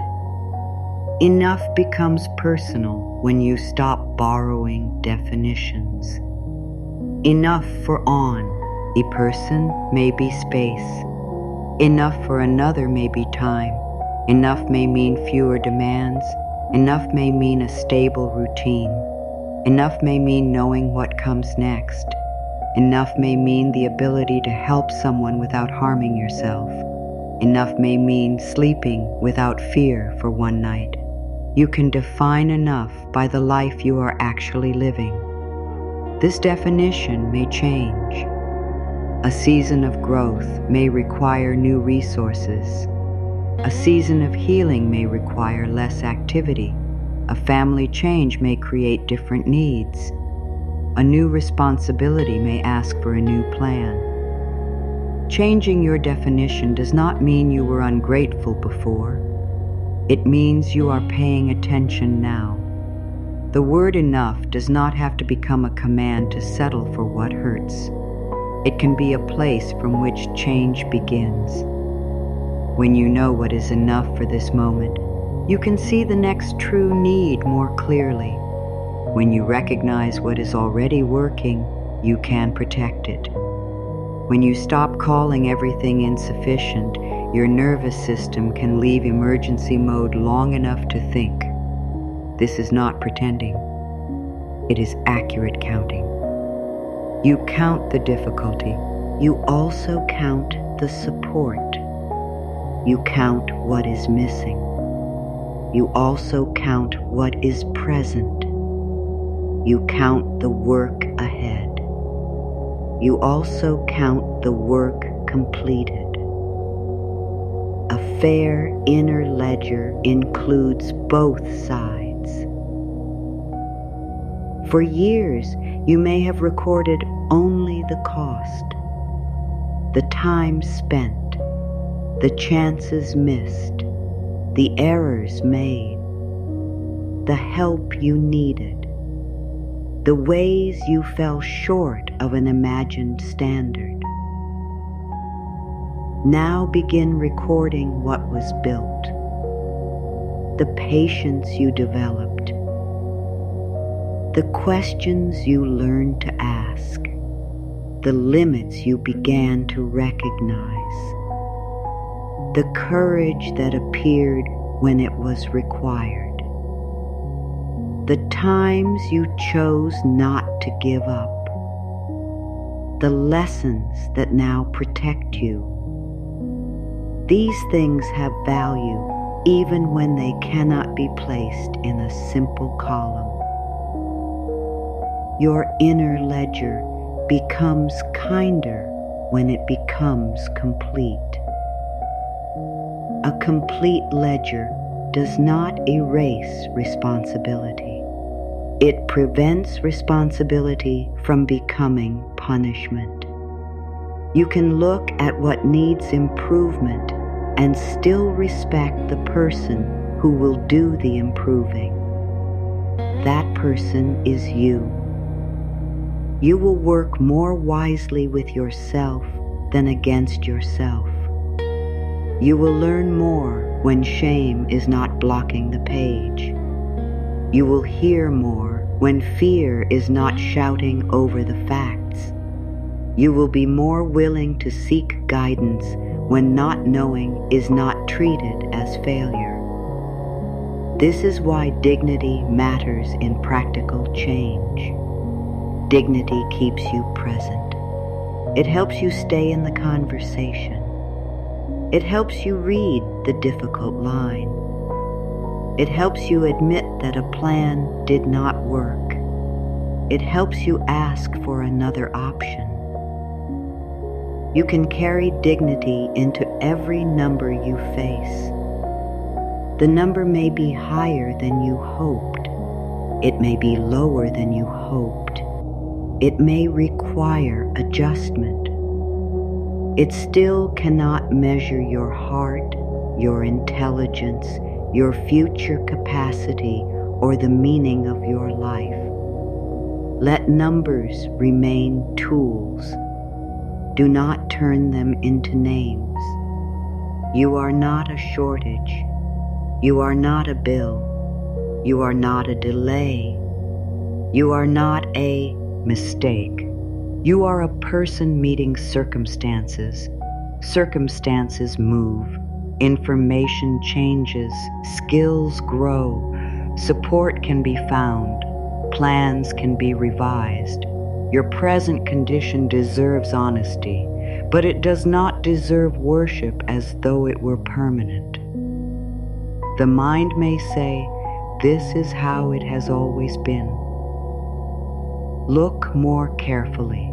Nothing has always been exactly the same. You have changed. The people around you have changed. Your knowledge has changed. The world you navigate has changed. Even the way you speak to yourself is changing in this hour. A new sentence is already present. I can meet this without abandoning myself. Let that sentence rest. It does not promise a particular outcome. It promises companionship from within. You will not make fear carry you alone. You will bring patience. You will bring questions. You will bring practical action. You will bring rest. You will bring the willingness to use appropriate support. This is a fuller form of confidence than pretending to know everything. Confidence can sound like, "I will find out." It can sound like, "I need time to consider." It can sound like, "This does not work for me." It can sound like, "Yes, that would help." It can sound like, "I made a mistake and I can correct what is possible." It can sound like silence while you breathe before answering. You do not have to perform certainty. You can practice steadiness. Steadiness is enough for this night. Steadiness becomes easier when you stop treating every emotional wave as an instruction. A fearful feeling may ask you to act immediately. A guilty feeling may ask you to give more than you can give. An embarrassed feeling may ask you to hide a question. A hopeful feeling may ask you to overlook a detail. Feelings are important, but they are not the whole decision. You can listen to them without placing them in charge. You can ask what the feeling is protecting. You can ask what the facts are showing. You can ask what a trusted and qualified person might help you understand. You can ask what choice you will respect tomorrow. This is how the inner world and practical world begin to cooperate. You do not have to silence emotion in order to be wise. You only need to give wisdom a seat at the same table. Perhaps guilt has been especially loud around comfort. You may feel it when food is enjoyable. You may feel it when a task is made easier. You may feel it when someone else carries part of the load. You may feel it when you rest while another person is working. Guilt may tell you that comfort must be justified through exhaustion. You can question that rule. Does your discomfort truly help another person? Does refusing support create more support for them? Does becoming depleted make your care more useful? Sometimes the most respectful answer is no. Your suffering is not automatically a contribution. Your exhaustion is not automatically a gift. Your refusal is not automatically noble. There are times when sacrifice is chosen with love and clear purpose. There are also times when self-denial has become a reflex. The difference can be felt in the honesty of the choice. A chosen sacrifice has a reason, a limit, and a meaning. A reflexive sacrifice has no end. It keeps moving the line. It says you can rest after one more task, then another, then another. You can bring limits back into care. You can decide what you can offer. You can communicate it. You can stop when the offered amount is complete. You can let another person respond to reality instead of protecting them from every inconvenience. This may be difficult if being needed has become part of your identity. Being needed can feel secure. It can give a clear role. It can make your place in a relationship seem certain. Receiving may feel less certain because it asks you to exist without proving usefulness. Tonight you are practicing that existence. You are here without completing a task. You are breathing without earning each breath. The bed supports you without asking what you produce today. The quiet makes room for you without checking whether you were helpful enough. Let this be evidence. You can belong in a moment because you are alive within it. You do not need to become indispensable before you can be cared for. You do not need to solve another person's problem before your own tiredness becomes real. You do not need to trade usefulness for affection. Healthy connection can include your ordinary human presence, your laughter, your questions, your uncertainty, your need for space, your need for support. The parts of you that do not produce an obvious result are still part of a life worth tending. The token on the counter is not reserved for the most useful customer. It is not awarded after a contest. It waits for whoever needs the cup. Let the simplicity of that image loosen the old requirement. Need does not have to become a performance. You can acknowledge it quietly. I am tired. I need more information. I need time. I need help with this part. I need a fairer arrangement. I need to stop for tonight. These statements are not complaints. They are forms of orientation. They tell you where you are. Once you know where you are, a useful next step becomes easier to choose. Pretending not to need can delay the step. It can make a manageable situation more difficult. It can turn a request into a crisis. It can leave others unaware that support would matter. You are allowed to communicate before reaching the edge. You can ask when your voice is calm. You can explain without apologizing for existing. You can name the part you can handle and the part where guidance is needed. You can make requests specific enough to answer.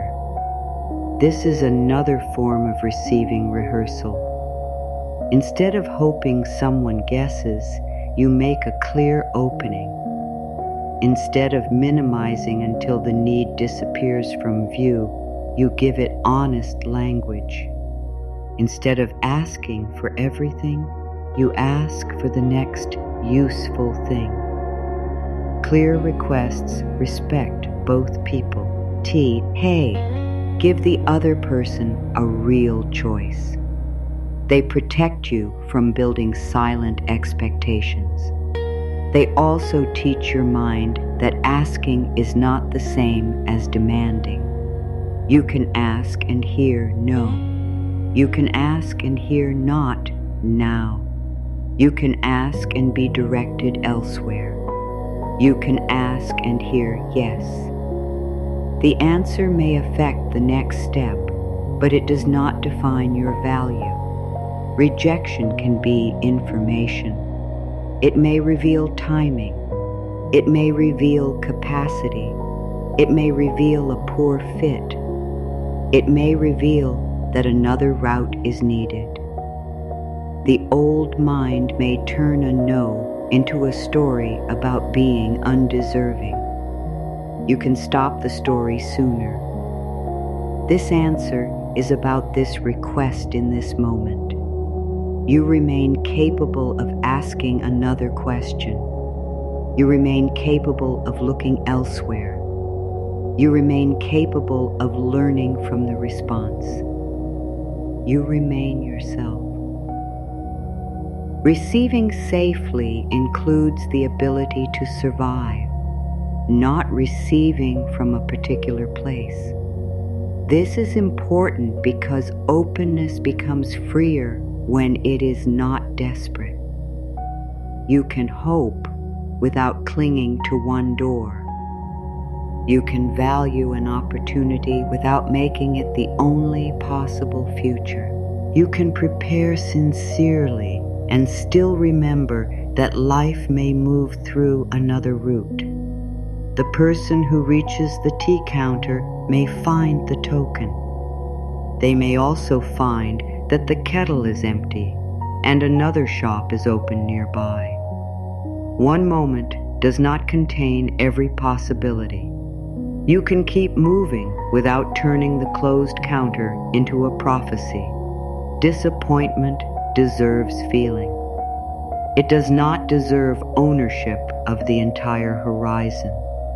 Let the horizon remain wider. There may be another conversation. There may be another day. There may be another method. There may be a lesson that changes your preparation. There may be a boundary that protects you from repeating the same harm. There may be a need to pause and recover before trying again. All of these possibilities can exist without false certainty. You are not promising yourself that every door opens. You are promising not to call yourself unworthy when one does not. That promise is practical kindness.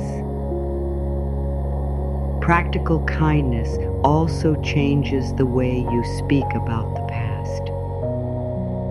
You may carry memories of choices you would make differently now.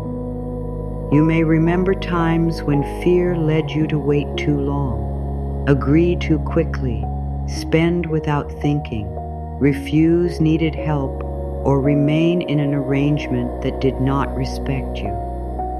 The mind may revisit these scenes and imagine that punishment will somehow repair them. Punishment cannot return you to the earlier moment. It can only make the present moment harder to use. A lesson serves you when it becomes guidance. What did you not know then? What did you ignore? What support was missing? What feeling were you trying to escape? What boundary would protect you now? What information would you seek earlier next time? These questions create movement. The sentence, "I should have known," often closes the door to learning. It assumes that your past self had access to your present understanding. That is rarely true. You know more because you lived through it. You see more because something became visible. You can use the knowledge without hating the person who had to learn it. That person is still you. Offer them the same cup. Let the warm token reach backward in imagination. Let the earlier version of you sit at the counter without being interrogated. They may be tired, they may be frightened. They may have believed there was no better option. They may have wanted relief more than wisdom. They may have been trying to protect someone. They may have been doing what they had seen others do. You can say, "I understand why you chose that." Understanding is not approval of every consequence. It is the beginning of honest care. From honest care, you can repair what is possible. You can apologize. You can change a habit. You can ask for advice. You can create a new system. You can stop repeating the choice. You can accept that some effects cannot be undone and still decide that the lesson will not be wasted. Self-forgiveness is not forgetting. It is ending the belief that endless suffering proves you have learned. You prove learning through different action. You prove it through the pause you take now. You prove it through the question you ask now. You prove it through the boundary you keep now. You prove it through the support you accept now. Let the past become a teacher, not a jailer. The teacher points. The jailer repeats the sentence. You are ready for guidance, not another sentence. This same kindness can be offered to your family history. You may have inherited phrases about security, work, deserving, risk, and need. Some were spoken directly, others were learned by watching. You saw what created tension. You saw what was praised. You noticed who was allowed to rest and who was expected to carry. These observations became instructions before you had words for them. You may still follow instructions that no one is actively giving. Do not ask for too much. Keep something for the worst day. Never depend on anyone. Work before you rest. Do not let people know you are struggling. Refuse first so you cannot be refused. These instructions may have come from love shaped by fear. Someone wanted you to survive. Someone wanted you to avoid pain they had known. Someone passed along the only strategy they trusted. You can honor the intention and update the strategy. You can say, "Thank you for teaching me to be careful." Then add, "I will also learn to be supported." You can say, "Thank you for teaching me to work." Then add, "I will also learn to rest before I break." You can say, "Thank you for teaching me to save." Then add, "I will also learn to use what I have with wisdom and without constant fear." You can say, "Thank you for teaching me independence." Then add, "I will also recognize healthy connection. This is not rejection of where you come from. It is growth within the story." A family pattern can end without anyone being blamed. It can end because only person becomes aware. One person notices the tension. One person chooses a different sentence. One person lets a child see rest without shame.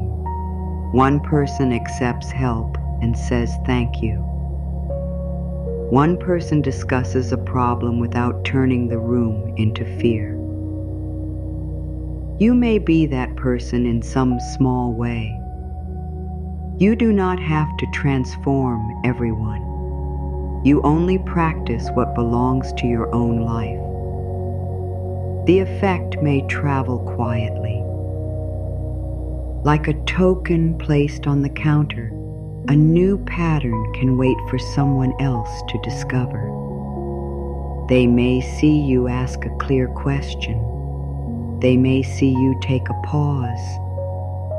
They may see you decline pressure. They may see you use support without shame. They may realize another response is possible. You do not need to teach through speeches. A regulated body teaches. A respectful boundary teaches. A calm relationship with mistakes teaches. A person who can accept and still remain themselves teaches. Let this thought bring no new responsibility. You are not required to become an example.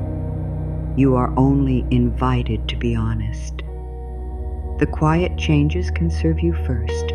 If they help others later, that can be another form of provision moving through the room. For now, return to yourself. What sentence would feel relieving tonight? Not a sentence that promises a perfect future, a sentence that reduces unnecessary pressure. Perhaps it is, "I do not have to decide this now." Perhaps it is, "I can ask for help." Perhaps it is, "One mistake does not define me." Perhaps it is, "Rest will help me think." Perhaps it is, "I can accept what is freely offered." Choose the sentence that feels most believable. Let it be small enough for the body to hear. The body does not need a grand declaration. It needs evidence that the demand has changed. It needs the softer jaw, the lower shoulders, the slower breath, the decision to stop reviewing, the willingness to leave one task for tomorrow. These are sentences spoken through action. They tell the nervous system we are not in immediate danger. They tell the mind the issue has not been forgotten. They tell the heart you do not have to earn care through suffering. Let that message repeat without force. You do not have to earn care through suffering. You do not have to earn care through suffering. The words may meet resistance. Let resistance sit beside them. Nothing has to be pushed away. The cup can remain on the counter until you are ready for the next sip. Readiness does not have to arrive before you rest. Sometimes rest is what creates readiness. The mind may insist that readiness means having every answer, every resource, every detail, and every possible response prepared. This definition makes readiness impossible. There will always be another question. There will always be something outside your control. A kinder definition is available. Readiness can mean that you are willing to meet the next clear step. It can mean that you know where to seek help. It can mean that you can pause when pressure rises. It can mean that you trust yourself to learn what you do not yet know. It can mean that you will not use shame as your guide. This is enough readiness for tomorrow. You do not need tomorrow's strength tonight. You only need tonight's willingness to be held. Let the day close around the work already completed. Some tasks were finished. Some were delayed. Some changed shape. Some turned out not to matter as much as you expected. Some remain open. An open task is not an open wound. It can wait on a list. It can wait in a calendar. It can wait for another conversation. It does not need to wait inside your muscles. Move it from the body to a place where it can be returned to later. Imagine placing each unfinished item on the quiet counter, not as a burden for another person to solve, as a way of setting it down, one concern beside another, one note, one question, one decision that needs more information. The counter can hold them through the night. You do not have to hold them in your chest. The cup remains warm beside them. Rest and responsibility can share the same room. The presence of unfinished work does not cancel the need for sleep.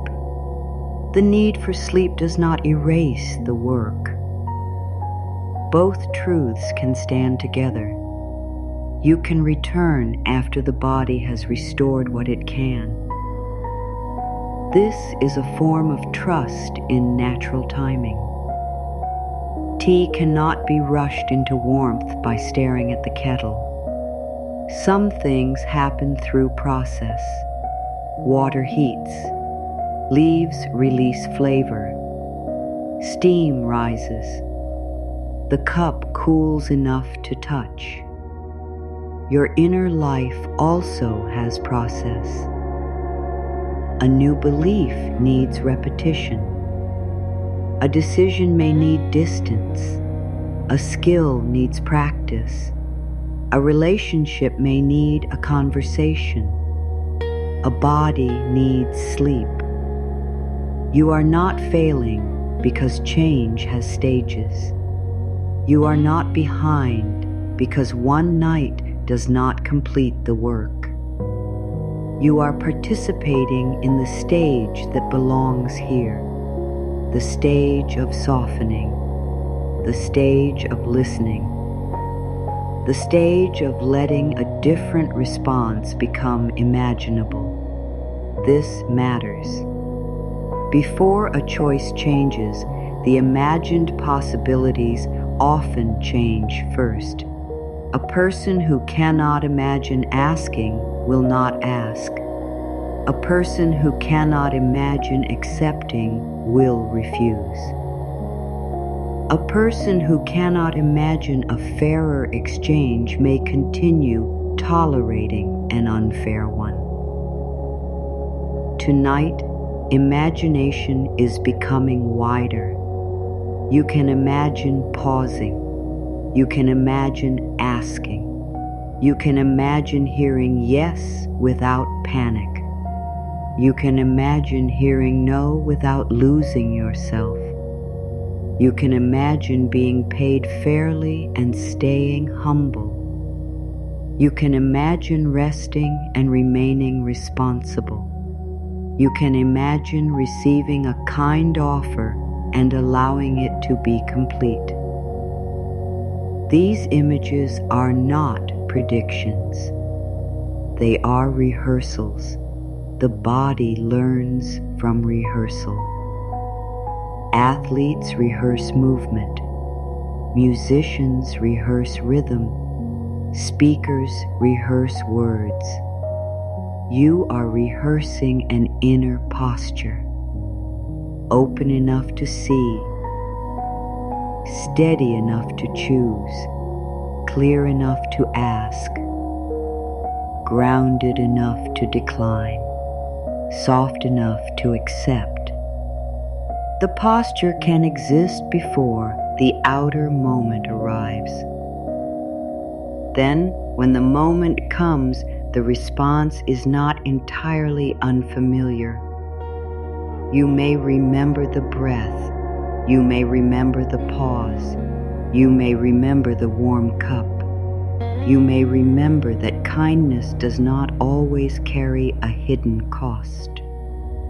You may say thank you before the old explanation begins. That one moment will be part of the new pattern. Do not wait for a perfect record. A pattern changes through many imperfect returns. You may move forward, return to the old response, notice, and choose again. This is still movement. Awareness shortens the distance between the habit and the return. At first, you may notice hours later, then minutes later, then during the moment. Eventually, the pause may appear before the old response is spoken. Let this happen at its own pace. There is no prize for rushing inner safety. Pressure cannot teach what pressure helped create. Patience is more useful here.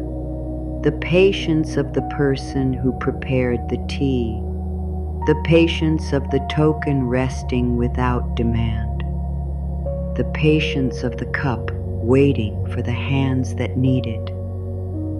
Nothing in the image is chasing. Everything is available. Let availability become the feeling around you now. Air is available. The surface is available. Quiet is available. The next breath is available. You do not have to own these things to be supported by them. Support is often experienced before it is understood. The body knows the bed is holding it without calculating the structure. The lungs use the air without explaining where it came from. The heart continues without waiting for praise. Life contains many processes that do not require your constant management. You can participate without controlling every detail. You can rest inside what is already working. Notice the parts of the body that continue their work quietly. The heartbeat, the breath, the warmth under the blanket, the weight settling through the hips and legs. This is not a demand to feel perfectly calm. It is an invitation to recognize what is functioning. Recognition is one of the cleanest forms of thankfulness. It does not exaggerate. It does not deny pain. It says, this is helping. The pillow is helping. The darkness is helping. The pause is helping. The choice to stop is helping. The script itself is only a set of words, but your willingness to listen is creating a new experience. You brought yourself here. You gave this hour a purpose different from worry. You practiced hearing support instead of only scanning for shortage. That is already a form of change. Let it count. The old mind may say it is not enough.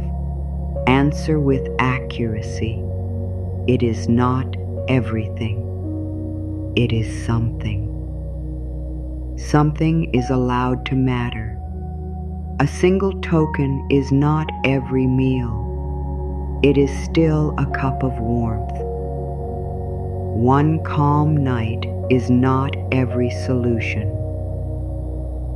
It is still a night in which the body was not asked to fight itself. One kinder sentence is not an entirely new life. It is still a sentence from which a new response can begin. Let all things keep their meaning. The world is held together by more small things than the hurried mind can count. A message sent at the right time, a door left open, a question answered, a mistake noticed, a meal shared, a little time given, a token placed on a counter. You have been part of such moments on both sides. You have offered what someone needed. You have also used what someone else prepared. This movement does not reduce anyone. It is part of being human. Tonight, let yourself stand on the accepting side without embarrassment. You do not have to remain there forever. You are only balancing an old habit that kept you almost entirely on the giving side. Balance may feel strange before it feels natural. Let strange be acceptable. Let the unfamiliar sentence return. I receive what kindness has already prepared. You have heard it before in this practice. Hear it now with less effort. It does not mean that every wish is waiting in a hidden place. It means that you will not reject real support merely because accepting feels new. It means you will recognize the warm cup when it is honestly offered.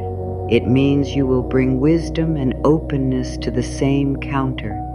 It means you will let a good thing help.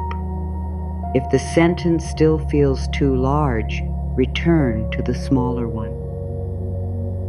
I am willing to recognize one kind offer. Even smaller, I can pause before I refuse. That is enough practice. A pause can change a conversation. A pause can reveal a need. A pause can protect a boundary. A pause can make space for thank you. A pause can let the body understand that it has a choice. You have a choice now. You can keep listening. You can drift. You can let the words pass without holding them. You can let sleep begin before the script ends. Nothing important will be lost. The practice does not depend on your alertness. The central lesson is simple enough to remain. You are not required to refuse care in order to stay strong. You are not required to carry fear in order to stay responsible. You are not required to earn rest through exhaustion. You can meet practical life with dignity. You can accept suitable support. You can return to what needs attention after sleep. Let the quiet thank you begin to form. Thank you for what held me today. Thank you for what taught me today. Thank you for what can wait until tomorrow. Thank you for the strength that carried me here. Thank you for the wisdom that is still growing. Thank you for every honest hand that has helped along the way. Thank you for the ability to learn a new response. No one needs to hear this thank you. It does not need to become a performance. It can remain inside, simple and warm. It can be the feeling of both hands around the cup. It can be one long breath. It can be the decision to stop searching for another reason to deserve the moment. You are here. The cup is here. The night is here. For now, this is enough. Let enough be a resting place rather than a final destination. Enough of, or this breath does not mean you stop growing. Enough for this night does not mean every need has been met. It means you stop demanding that the present moment become the entire future before you are willing to rest inside it. The mind may still reach forward.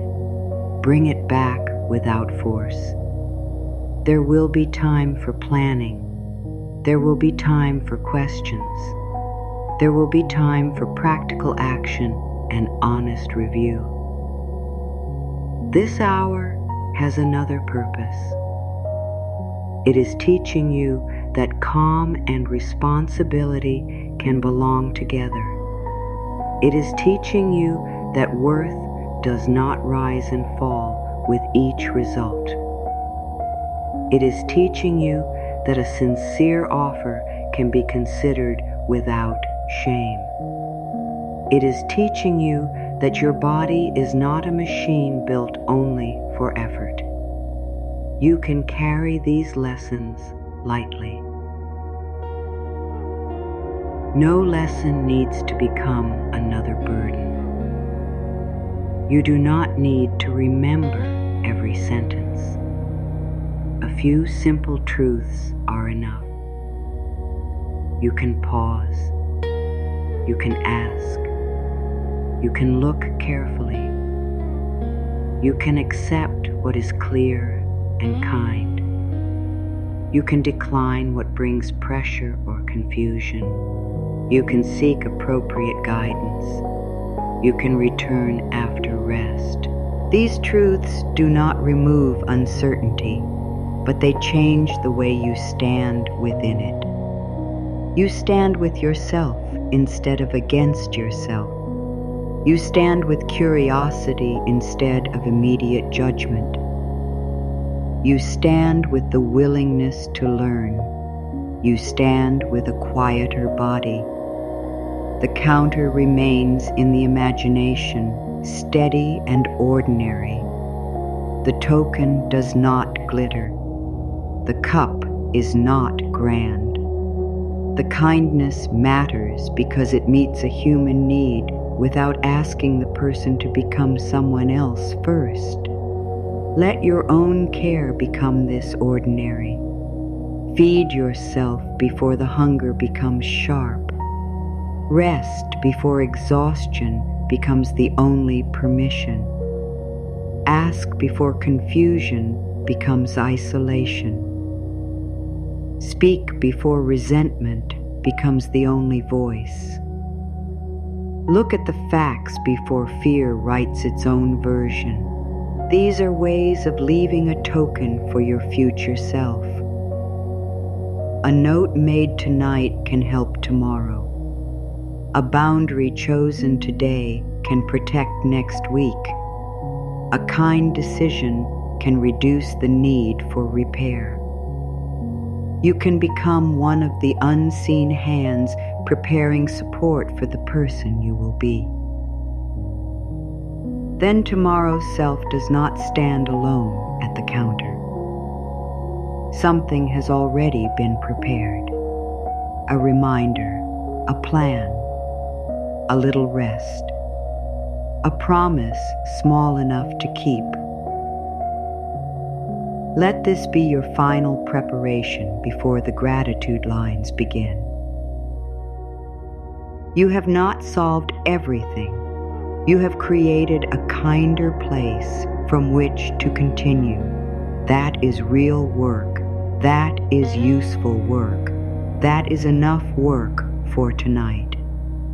As you prepare to enter the shorter affirmations, remember that repetition is not meant to pressure you into belief.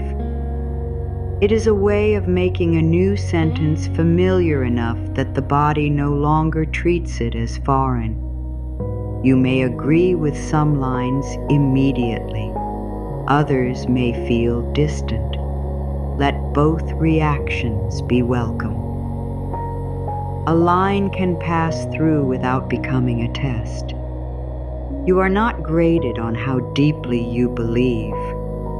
You are listening 5. Or the words that create one honest degree of relief. 1 degree is useful. 1 softer breath is useful. 1 moment without self-judgment is useful. The mind has learned through countless small repetitions. It can learn again through calm ones. It learned to hurry because hurrying was repeated. It learned to apologize because apologizing was repeated. It learned to refuse because refusing felt safer many times. Now it can learn the pause. It can learn the clear question. It can learn the quiet thank you. It can learn that a good offer may be accepted without losing freedom. Do not force the new learning to replace the old pattern tonight. Let it sit beside the old pattern as another available path. The next time a familiar reaction appears, this path may be easier to remember. You may hear an offer and breathe. You may receive appreciation and remain still long enough to feel it. You may face a practical concern and choose a time to respond instead of carrying it through the night. These small responses are how an inner rehearsal becomes lived experience. For now, the rehearsal is complete enough. The counter is quiet. The token has been seen. The cup is close. Your hands do not have to reach with urgency. They can open at the pace of trust. Let the next lines arrive like small sips. No line must be held. No line must be repeated perfectly. Let sound, breath, and meaning soften together while the body moves closer to sleep. Now gratitude can begin to move through the quiet, not as a demand to be cheerful, not as a denial of what hurts, as recognition, as evidence that something has carried you this far. Your breath arrived. The surface held you. The room gave you space. The words offered companionship. Your own willingness remained. Let each line that follows become a small token placed on the inner counter. Take only what feels useful. Let the rest wait without pressure. I am supported in this moment. I am safe enough to rest. I welcome honest support. I accept fair exchange. I value my time. I respect my needs. I choose calmer decisions. I can ask clearly. I can pause wisely. I can learn more. I can begin again. I recognize kind offers. I trust thoughtful steps. I honor practical help. I release needless shame. I welcome useful ideas. I notice real options. I accept sincere praise. I let care reach me. I make room for ease. I protect what matters. I use resources wisely. I remain open and discerning. I am more than numb. Burmo. My value is steady. My needs are human. Rest supports clarity. Clarity supports choice. Choice creates movement. Support can be simple. Kindness can be safe. Fairness can feel natural. Help can be appropriate.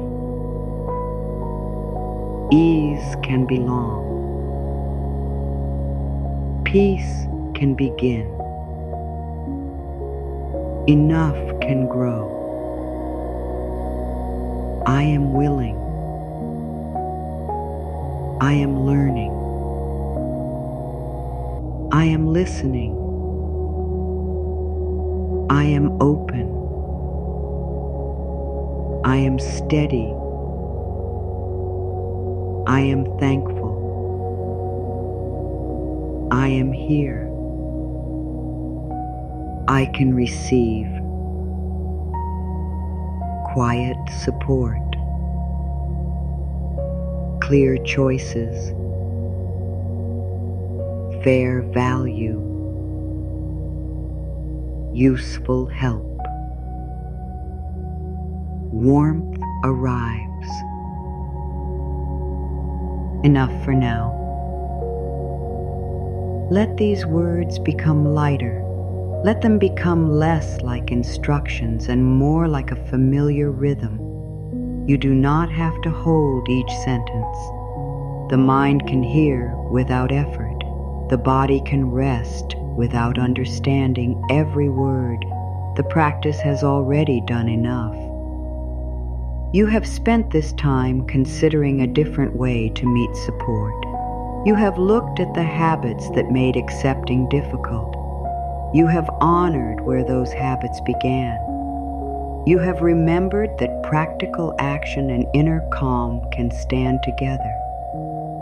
You have placed worth before the wallet. You have seen the quiet token waiting on the counter. You have practiced letting the cup be filled. Now nothing more is required. The night can continue without your management. Your breath knows its work. Your body knows how to become heavy. The room knows how to remain still. The darkness knows how to hold what does not need to be solved yet. Let tomorrow remain tomorrow. You do not need to enter it early. You can stay here where the cup is warm and the counter is quiet. Let the mind loosen its grip on amounts, dates, lists, and unfinished plans. They do not need to be erased. They can move farther away. Like objects in a room after the light has dimmed, they are still there, but they no longer demand your eyes. The body can sink. The breath can slow. The jaw can remain soft. The hands can rest. The chest can open just enough for comfort. The belly can stop preparing for a problem that is not happening in this moment. You have permission from no outside authority. You are choosing rest because rest is wise. You are choosing kindness because shame has taught all it can teach. You are choosing openness because automatic refusal no longer needs to govern every answer. You are choosing discernment because your peace deserves protection. You are choosing one quiet thank you. Thank you for the breath. Thank you for the bed. Thank you for the lesson. Thank you for the unseen hands that have helped you across many years. Thank you for the part of you that kept going. Thank you for the part of you that is now learning to stop. Thank you for every kind offer you recognized. Thank you for every kind offer you will recognize more clearly. Thank you for the ability to choose. Thank you for this small rehearsal. No announcement is needed. The gratitude can remain quiet. It can rest in the body like warmth held by a cup. It can be enough to whisper inwardly that something good was received here. You do not have to name everything. You do not have to remember every line. You do not have to stay awake to complete the practice. Sleep can receive the rest of it. As thoughts become less organized, let them drift without correction. As images change, let them change. As the body grows heavier, let the surface carry more. There is nothing to defend in this quiet moment. There is nothing to earn before closing your eyes. There is no debt created by rest. There is no failure in needing support. There is no shame in beginning where you are. The token waits. The cup is warm. Your hands are open enough. Let the final vow settle without effort. I receive kindness waiting for me calmly. You are ready to receive. Sleep now. The quiet cup of enough is near.